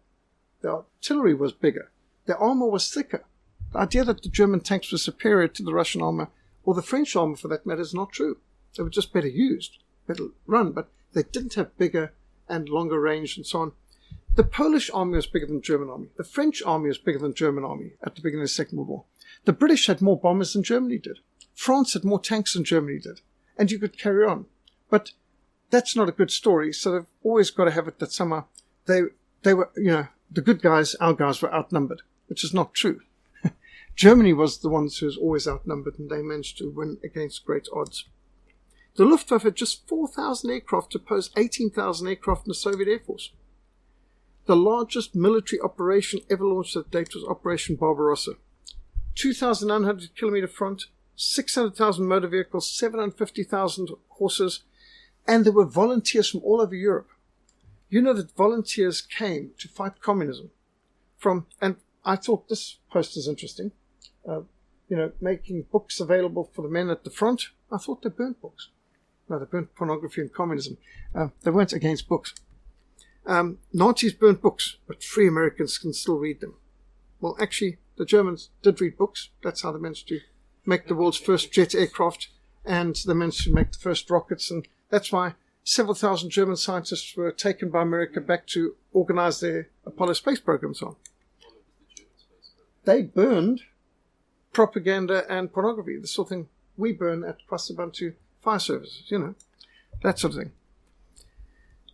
These volunteers came from all over Europe. There were people from Spain, there were people who came from France, from Norway, from Sweden, even neutral countries like Switzerland, from Denmark. This was a real international crusade against Bolshevism. See the Edelweiss from the Alps on the side. In the first day, 1/4 of the Soviet Union's Air Force was destroyed. The German blitzkrieg tactics devastated the Red Army, made stupendous progress on the steppes of Russia. They made advances like the world has never seen in history, and they were received by grateful, cheering people throughout the captive nations of the Soviet Union who saw the Germans as their liberators. Ukraine, Latvia, Lithuania, Estonia, all happily joined. By October, 3 million Red Army soldiers had already been taken prisoners of war. But it was a logistical nightmare. The further they went into Russia, the less there were roads and railways, and the logistical complications were compounded. And the army bogged down in the mud, and the frontline troops couldn't get resupplied easily. Horses were, in many cases, used more even than tanks. The German propaganda focused on the tanks, but they used horses more than they used vehicles, actually. 750,000 horses for 600,000 motor vehicles and tanks. But the cold, the winter, the freezing, biting, icy winter was one of the worst. But they were winning. They were getting to Moscow. What the Germans did not know, and what nobody could have anticipated, was the vast amount of aid which the United States of America would give to save the Soviet Union. Before America had even entered World War II officially, before Pearl Harbor, America was secretly shipping vast amounts of weaponry, which the people in the factories thought was going to Britain, but most of it was going to the Soviet Union. On 24th June 1941, 6 months before the Pearl Harbor attack, President Roosevelt held a press conference in which he announced America would give all possible help to Stalin's Soviet Union. Why? What had happened in June 1941? Well, Germany had just invaded the Soviet Union. But the Soviet Union was the worst government on the planet, the most antichrist government in the history of mankind. Why would America, the bastion of freedom, use the arsenal of democracy to help save Stalin's Soviet Union? And this was open. That idea was not well received within America. An opinion poll in July 1941 found 54% of Americans were opposed to sending any aid to the Soviet Union. Roosevelt persisted, and the vast amount of aid continued to flow. At this, America put Britain up to, you must seize Iceland. Iceland was neutral. Britain invaded Iceland to provide America with an easy port for their ships going to Murmansk to help on the Arctic convoys. And so Iceland was just annexed. And so the United States was able to be shipping through to the Northern Fleet to help the Soviet Union with aid before they went to war. And you just cannot imagine how much. Also, they made a corridor through Iran into Russia. And this was a joint British and Soviet operation to overthrow the Shah of Iran and to seize control of Iran, its strategic railroad, and they just swept through, and then they handed over to America, and America was able to rail in most of the aid to the Soviet Union came through Iran. You wonder why the people in Iran are angry with America. They've toppled their elected governments and their shahs several times, actually. And it's absolutely outrageous. Then there was the Alaska-Siberia aircraft where they literally directly flew vast amounts of aid to Russia from Alaska. Fighting fit in the factory. And the gifts to Stalin boggle the brain. 13,000 tanks and armored vehicles sent. Sherman tanks, Lee and Grant tanks, vast amounts of weapons from America, the Lee and Grant. The T-34, the British Crusader tanks, all sent to the Soviet Union to aid them. And you won't generally see pictures of those because in most films they'd want to hide the fact of a huge amount. Here's a Churchill tank in the steppes of Russia. This was how it operated. 14,795 military aircraft, bombers. Russia couldn't have made all these weapons, let alone as good. Here's an American bomber with a Soviet crew, which the Americans are helping them to learn how to use. American aircraft, Soviet Red Star, entire squadrons made up, 77,000 jeeps, 375,000 trucks. General Motors and Ford not only sent them trucks, they built factories in Russia beyond the Urals, which they helped them mobilize and build even more.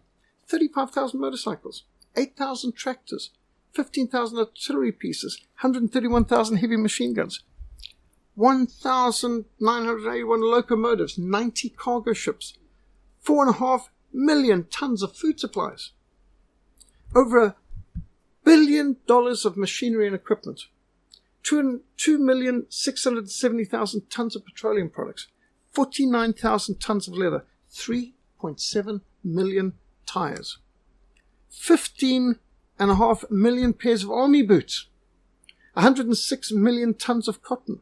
That's a lot of cotton. Building equipment valued at another 10 billion. Non-iron metals, 802,000 tons. They call it Russia's lifesaver. 29 shipping tankers, 433 combat ships, 2 million tons of petroleum products, mobile bridges, railway equipment, aircraft, radio, nearly 500,000 tons of explosives, 1.4 billion rounds of small arms ammunition, 21 million rounds of cannon ammunition, 37 millimeters and larger, raw explosives enough to load 60 million artillery shells, 270,000 tons of rolled steel, enough to manufacture another 15,000 T-34 tanks. And all of this US effort resulted in an immense quantity and quality of war materials delivered to the Soviet Union, which the Soviet Union could never provide for themselves. Germany was destroying the entire Soviet Air Force and tank corps in the first few weeks of the war. And then why are we still meeting war? Where's all this coming from? Nobody could have imagined, why would the freest country on earth, Christian America, be aiding atheist communist Soviet Union? It didn't make any sense. Didn't make sense then, doesn't make sense now. The vast amount of weaponry that they shipped in, 3,600 miles of railway track. And it just carries on, right down to 257 million buttons. Shoe polish, just staggering. And this doesn't include the very generous aid given by Great Britain to the Soviet Union. We thought Britain was suffering. I mean, South Africa was working around the clock to provide Britain with aid because poor little Britain's struggling there, holding on and so on. They could still give the Soviet Union 5,000 tanks, 5,500 buffers, anti-aircraft guns, 12 minesweepers, 5,800 aircraft, including some of the best aircraft in the world at that time, 3,300 Hurricanes and 1,000 Spitfires. I thought they had too few, but they could give thousands to the Soviet Union. Immeasurably better than their yaks. Is that the deck? It's just, $1.7 billion worth of supplies to Stalin Soviet Union. I mean, again, just imagine you're in a boxing ring and other chap can bring a few thousand others to help him. Or you playing a football match and they can suddenly put a few divisions on the other side against your 11. It's not an even battle. But why would Britain do this? Canada. Another 2,700 tanks and armored vehicles to the Soviet Union. 1 million artillery shells, another 208,000 tons of wheat and flour. Without this Western aid, the Soviet Union would have been finished. Kaput. Defeated. Liberated. Over. History. That's why Canada worked together with America, because otherwise the Americans couldn't get to Alaska, which they bought for $1 from the Russians. Allies in it. There's no doubt that without Western aid, the Soviet Union wouldn't have been able to survive that first year. That would have been the end of it. Russian historian Boris Sokolov wrote in 1998, Lend-Lease was the decisive factor in the Soviet ability to continue the war. And do you know that we supplied the gold? South Africa. South Africa shipped all our gold to America, care of USS Quincy. And once the gold arrived in New York, then Lend-Lease started to flow. Now, South Africa probably thought the gold was going to help Britain. Didn't realize we were also paying for the Soviet Union's aid. So America didn't even do this for free. Okay, they didn't charge Russia, but South Africa paid to save the Soviet Union. We provided the gold, and America provided the weaponry. And the British helped directly. They actually flew missions over Murmansk. They trained the Soviet personnel. And there we thought Britain didn't have enough to protect their little island, but they could spare vast amounts for the Soviet Union. And the British Navy suffered a lot. I mean, just one convoy, PQ-17, lost 24 merchant ships sunk, out of 35 dispatched, and they lost 153 seamen, 210 aircraft, 430 tanks, 100,000 tons of munitions. That was just one convoy. The human cost of the people trying to save the Soviet Union, also, what a waste. And the battles, the odds, and it's just extraordinary. But that's another story. The colossal American military aid shipped to Stalin's Soviet Union was neither morally defensible nor was it wise. Why would you aid your future enemy? And people have said it was a bit stupid that America trained Osama bin Laden to fight the Russians in Afghanistan, because once the Russians left Afghanistan, what's he going to do? Fight America with American weaponry and training, thank you very much. And here you can see the vast amounts of aid, billions, hundreds of billions of dollars poured into the Soviet Union Lend-Lease. So capitalist Christian America effectively salvaged communist, atheist dictatorship in Russia from collapsing and helped to fuel and arm and fund the greatest military threat to Western civilization, the Soviet Union. And it just reminds you of what Lenin said, the capitalists will sell us the rope with which we will hang them. Major Jordan's diaries document that he was in charge of one of the supply aircraft's flights going out of Alaska into Russia, and he is regularly told by State Department, don't record this flight, don't list, don't even ask what's in these boxes and crates. And there was a whole lot of things that's not in the list. Now, what I've read you is the official list. But according to Major Jordan, a vast amount wasn't even documented. Who knows what else they were sending them? Russia's lifesaver indeed. 2 Chronicles 19 verse 2 says, should you help the wicked and love those who hate the Lord, therefore the wrath of the Lord is upon you. Why is God angry with the West? Killing our own babies and helping commies kill Christians. Freedom Betrayed documents the treacherous role played by the Soviet Union in fomenting the Second World War, escalating the Second World War, bailing out and supporting the worst mass-murdering dictatorship in the world, Stalin's Soviet Union, and betraying 15 nations of Eastern and Central Europe and over 100 million Christians in them to the hideous oppression of Communist Russia and its NKVD secret police who became the KGB. The Iron Curtain cut a continent for 45 years from north to south, from Stettin in the north to Trieste in the south. 1,200 communist concentration camp hellholes in which 50 million Christians ended their days in Arctic hellhole conditions. In camps like these, being starved, iced, frozen, bludgeoned. American territory was never threatened by Germany. Western Europe wouldn't have been affected either if it had not attempted to stop Germany's eastward push to reclaim its lands and people taken away by the vindictive Versailles Treaty. Instead, by partnering with Stalin to defeat Germany, Roosevelt and Churchill gave communism legitimacy and provided the essential support that prevented the Soviet Union from collapsing as Operation Barbarossa was launched. Now, we are taught in our history today a kind of predestination, an inevitability of this. Oh, well, Germany could never have won the Second World War, but actually, when you study it, they had lots of chances to win. There was many chances. There's no way they could have foreseen what was coming from America or from the cracking of the codes or the GCHQ and the cracking the Enigma codes and the fact that they already knew all of their plans ahead of time. And there were so many things. Who could have imagined capitalist America saving the Soviet Union? Germany had looked at it. They looked at Soviet Union's capabilities and they knew we can beat them. And they did. But what they couldn't do is beat the Soviet Union and the United States of America with South Africa's gold and Canada and Britain's generosity and Spitfires and Sherman tanks and everything else. You know, it was just over and over. And even then, they still had a chance. And it just was not right what we did. Worse, by acceding to the Soviet Union's dictators' territorial commands, they betrayed the very principles of universal self-determination that proclaimed in the Atlantic Charter. What about freedom for Latvia, Lithuania, and Estonia, and Poland, and East Germany, and Czech, and Slovakia, and Hungary, and Romania, and all the countries of Yugoslavia, and Bulgaria? And what about the Ukraine?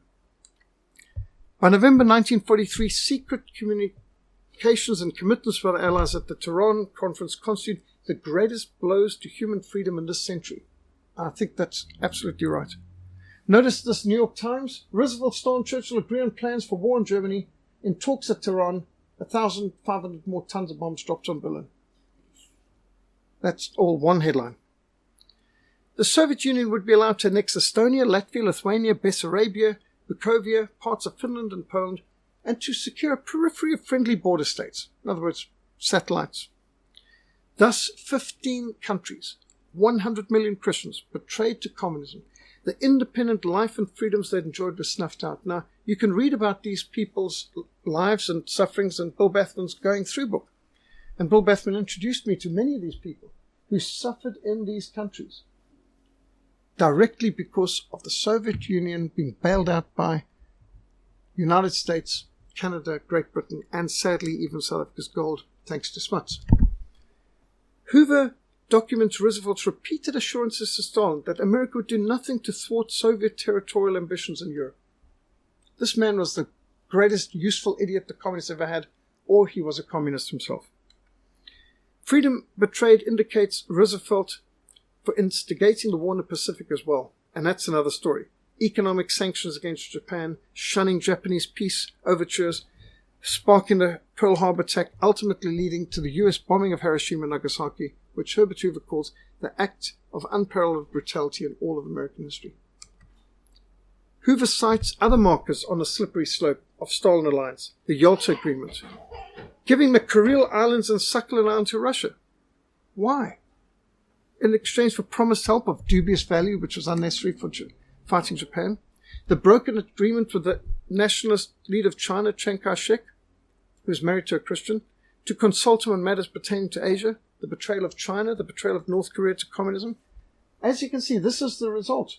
The Soviet Union was given all of Eastern Europe and Central Europe, able to take over Mongolia, North Korea, and China. Because the West had conveniently destroyed the bulwark protecting Europe from communism in Europe, Germany, and the bulwark protecting Asia from communism in Asia, and that was Japan. How convenient. Remove the main obstacles to Stalin. So Herbert Hoover's book also documents a systematic betrayal of anti-communist forces throughout Europe and Asia by the US State Department. General Douglas MacArthur is quoted as personally having told Herbert Hoover, President Franklin Delano Roosevelt had provoked war in the Pacific against Japan by economic warfare, total blockade in oil, rubber, and other essential strategic minerals, while Japan was involved in a life and death struggle against the communists in China. As the US Navy had cracked the Japanese codes, the US government was fully aware of the impending attack on Pearl Harbor, chose not to warn their forces there. FDR's administration wanted war with Japan to justify their colossal support to salvage Stalin's Soviet Union, which at that very moment was in danger of being overwhelmed in Operation Barbarossa. General MacArthur was convinced that war with Japan was forced on it by US policy. Japan did not want war with America, any more than Germany wanted war with Britain. And the use of the atomic bombs to end the war was not only immoral, but militarily unnecessary. The Japanese had been seeking peace for months before the atomic bombs were dropped on the two most Christian centers of Japan, Nagasaki and Hiroshima, wiping out 15,000 Christians with the atom bombs, the core nucleus of the Christian communities in Japan.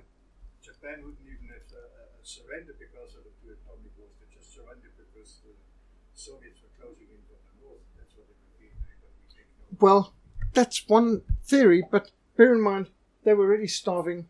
Their navy was defeated. The air force was impotent. The Americans were bombing them all the time, and they had no raw materials of their own, and so they were under blockade. So just sheer naval blockade alone would have forced them to seek peace. But that's another story. These are three of the most evil men of the 20th century, and they have been portrayed, at least two of them being portrayed as great heroes.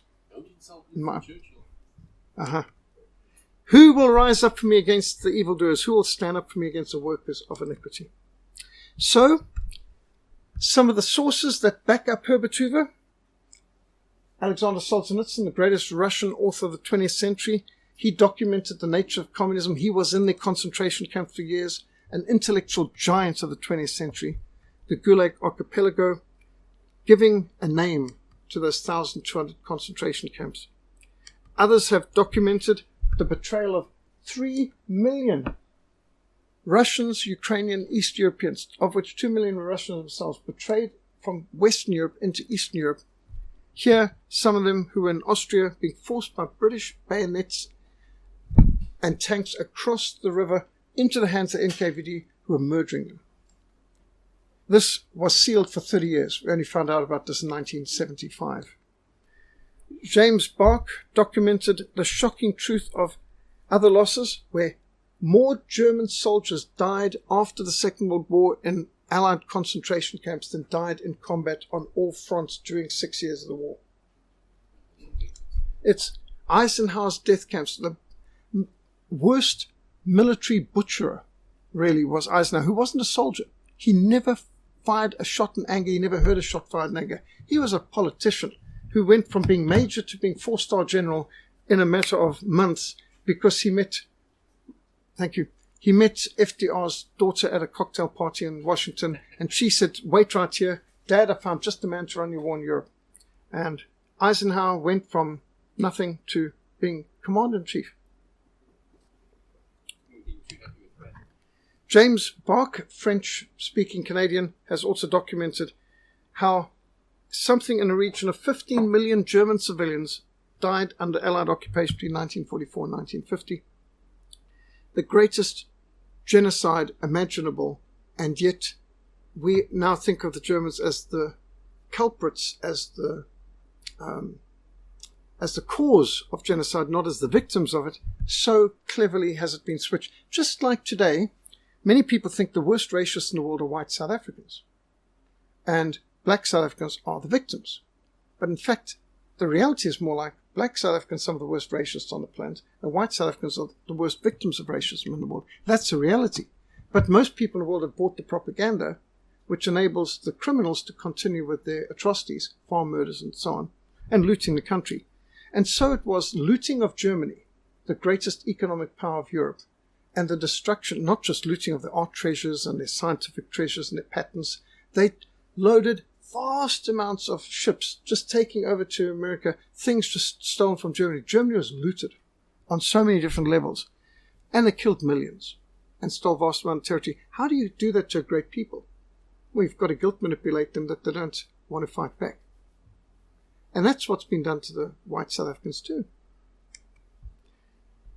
Ex-communists have documented in the Black Book of Communism, also justifying what Herbert Hoover is saying, 100 million people killed by the Soviet Union and its allies in the 20th century between 1917 and 1991, according to the Soviet Union's own documents, own archives. There's documentation of other atrocities and massacres of Germans, like at Bleiburg. Death by Government by Professor Rummel also backs him up on this. The greatest killers are secular humanist states. Patrick Buchanan's book, Churchill, Hitler and Unnecessary War, well documents how Britain lost its empire and the West lost the world. Peter Padfield's Hess, Hitler and Churchill, the real turning point of the Second World War, a secret history showing how the deputy Führer, the number 2 in Germany, man just under Hitler, flies unarmed in unarmed aircraft for the first time in his life, parachutes. I mean, he'd been a pilot, but he'd never parachuted in his life, in the dark, into Scotland. He should have got the Nobel Peace Prize for trying to end war with Britain, negotiate peace. I mean, how much better to do it than the deputy leader of Germany? And he wanted peace with Britain before the attack on the Soviet Union. He had always been advocating peace with Britain. He is an Anglophile. And they treated him so shamefully, drugs and every kind, mind-altering type of drugs even, and never let him talk to another living soul about the war and what he knew. Not a journalist, not a historian, until he was finally murdered in the 1980s. And how the Soviet Union KGB ran the British MI5 and MI6, and a whole lot of other things too, including the British nuclear contingent to the Manhattan Project.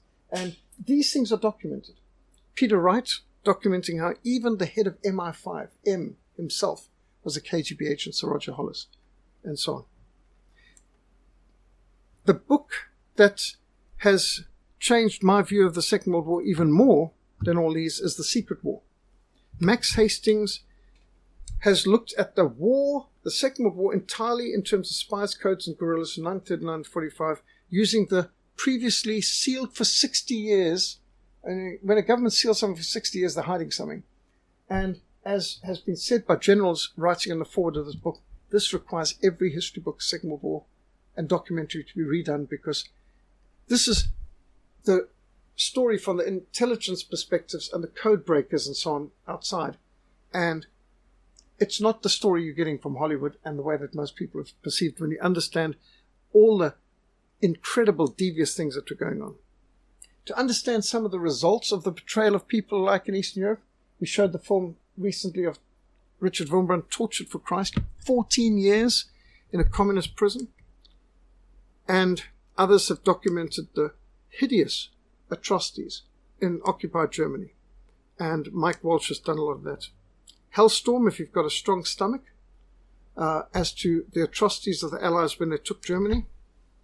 To understand how communism is behind all of this, Agenda 2, Masters of Deceit, excellent documentary.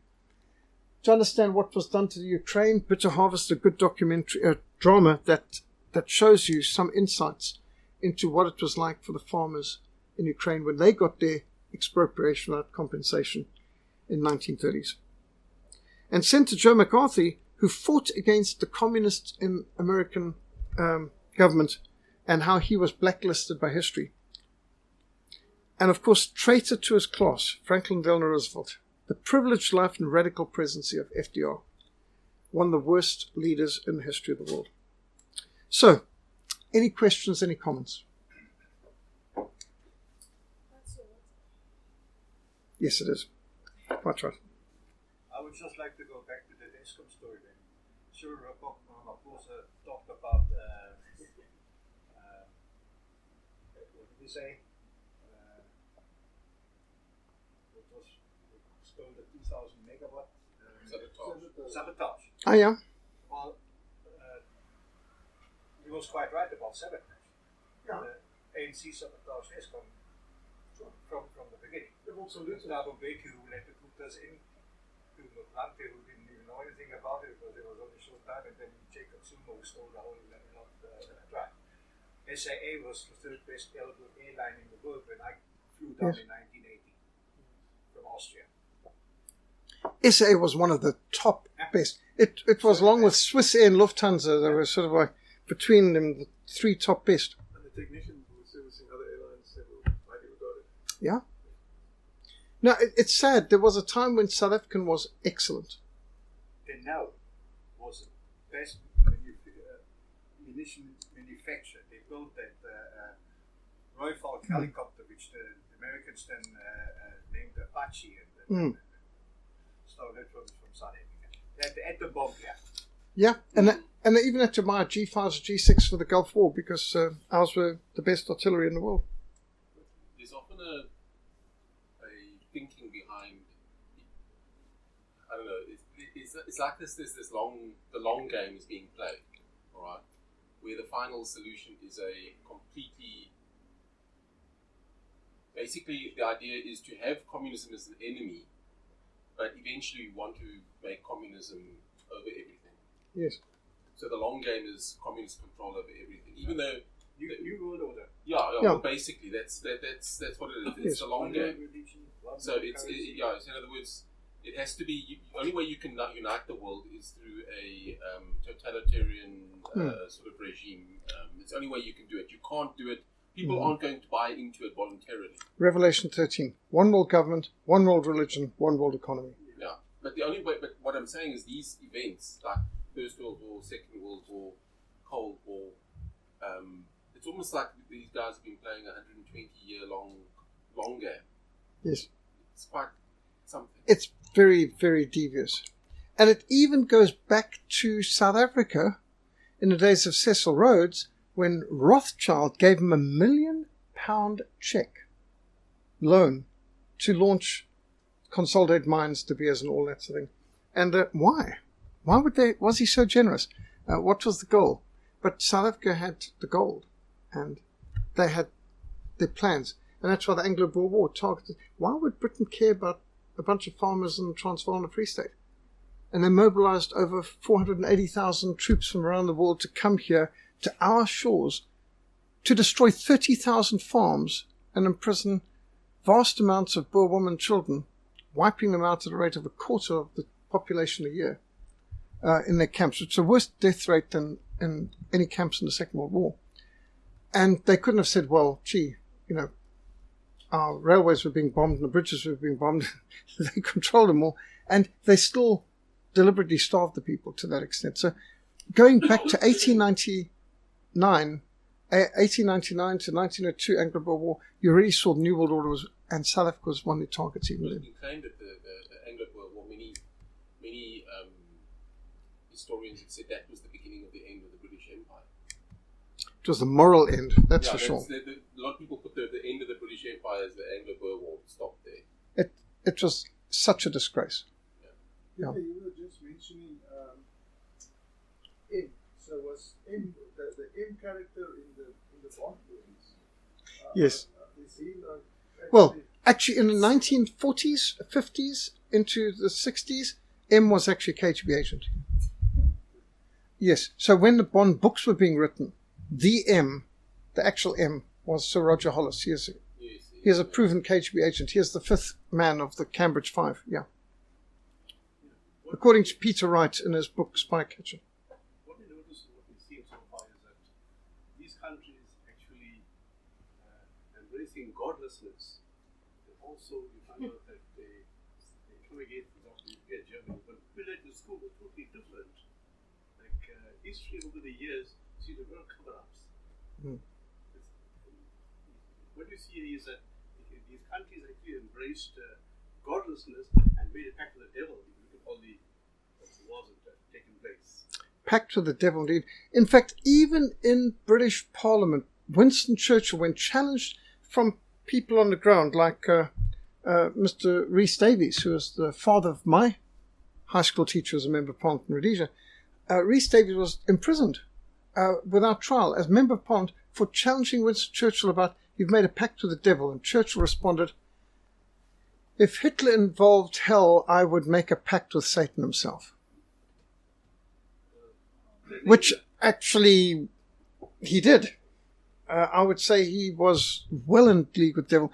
There have been books that have come out showing that while Winston Churchill was married and had children, he actually was also involved in homosexual perversion, and he was actually quite a nasty piece of work in many different ways. He's a person who would get up at about 11 in the morning and have a long bath with full massive breakfast and so on, with his secretary having to take dictation from him in the bath while he luxuriated there for about an hour with his cigars and his whiskey. And he is the most self-indulgent, well, even more so than FDR, who was really self-indulgent, boozer and all that, very immoral. But Winston Churchill was even more immoral and even more, hedonistic. And they had locked him up in South Africa and let him go. Well, they didn't let him go. He gave his word of honor as a gentleman that he wouldn't attempt to escape. Okay. And so they weren't guarding him for that, and then he managed to escape because his word of honor obviously wasn't worth much. It's always been the problem with this, always the problem with words and all Yeah. that. So when I've been in Britain and American people who asked my opinion about Winston Churchill, I said, well, you must understand I'm a South African, so we're not particularly excited about a person who was positive about war crimes against their own population. He totally supported the scorched earth and the concentration camp policy. He said, you can't expect me to get excited about a man who's a war criminal in our own country. Is there anything positive we can say? Is there anything positive About you? about anything? I got a couple Yes. of positives now. Germany killed more communists than any other country in history.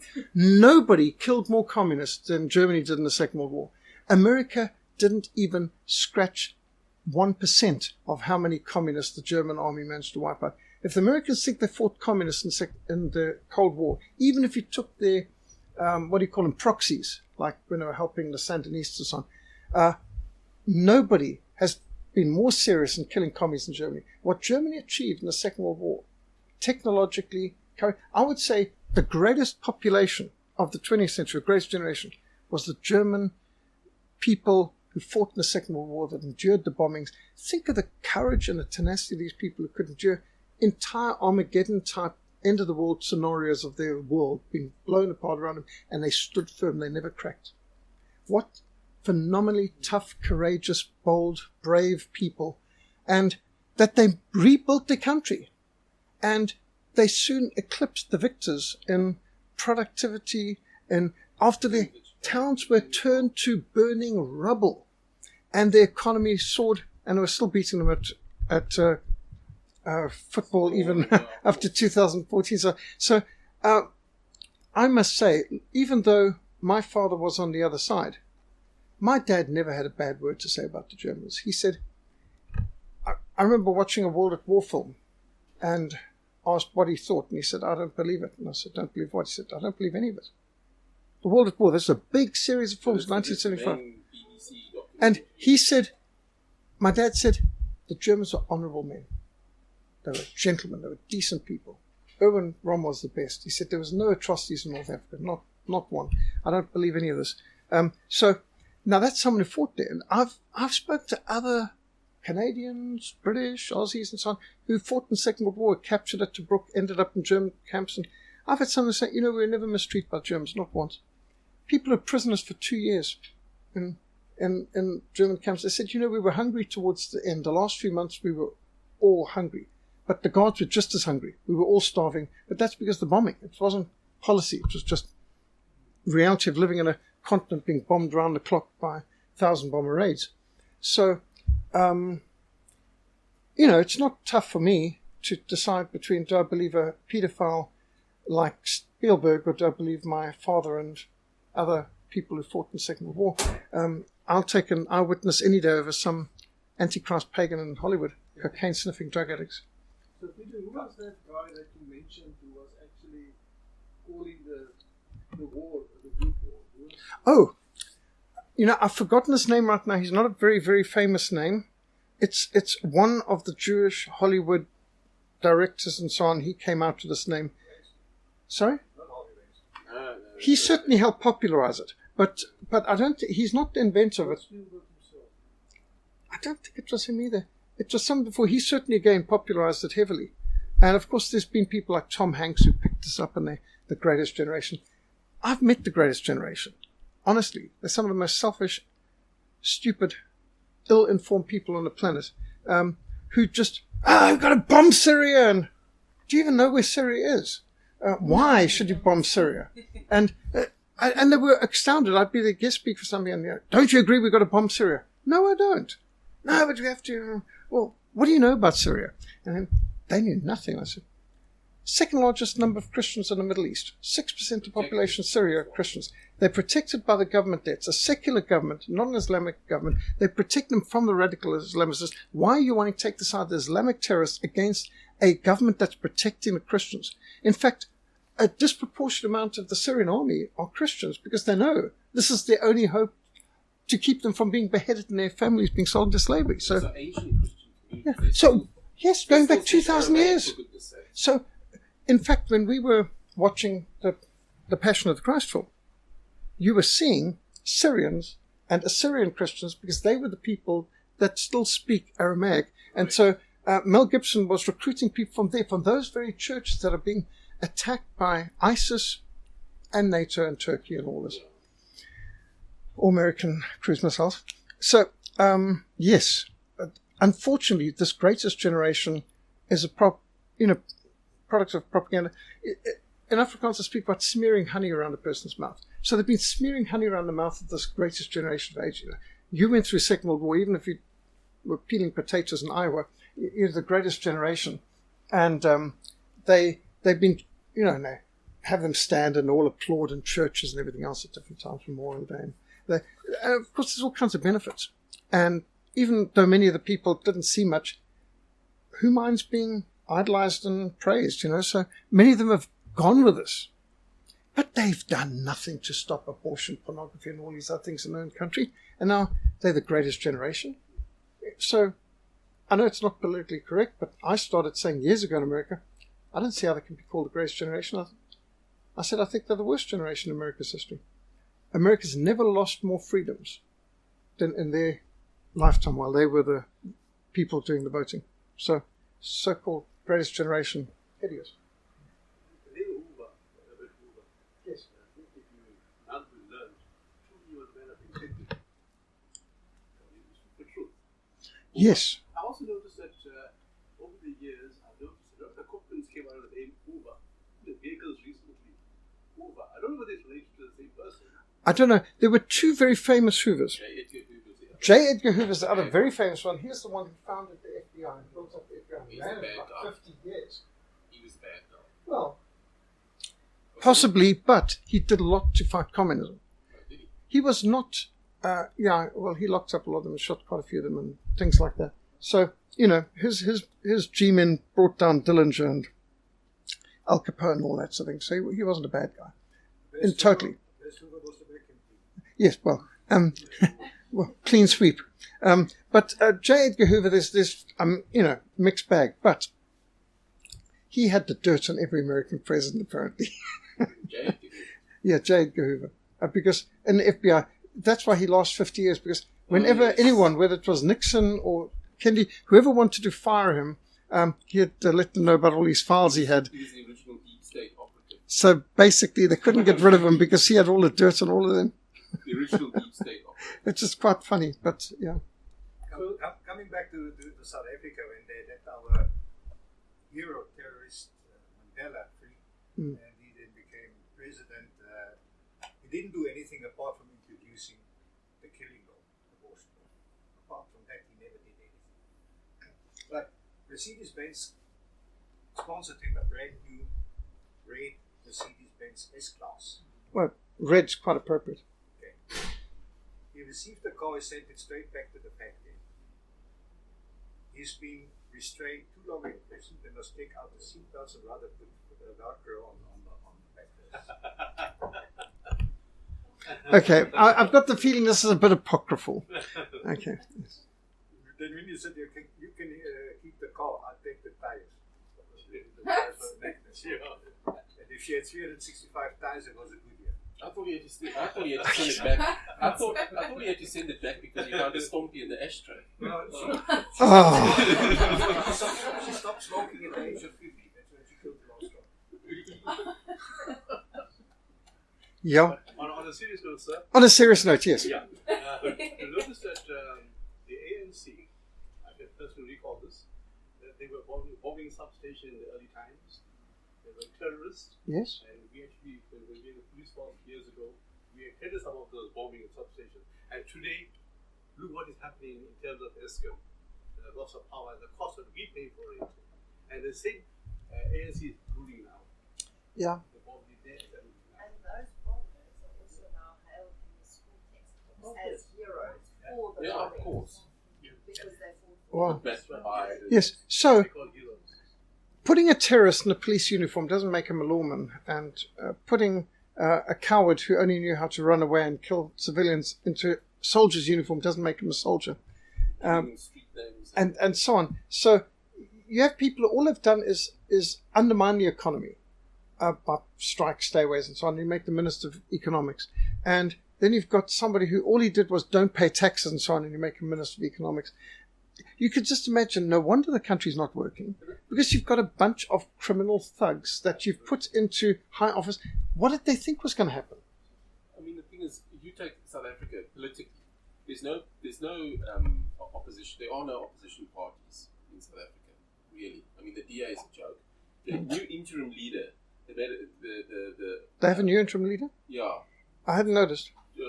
Whatever. But people were saying the comments were made that he wasn't even educated at all.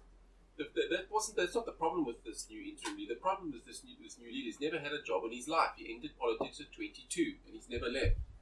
That's the problem with this guy. He's never had a job in Career his politicians life. are a curse.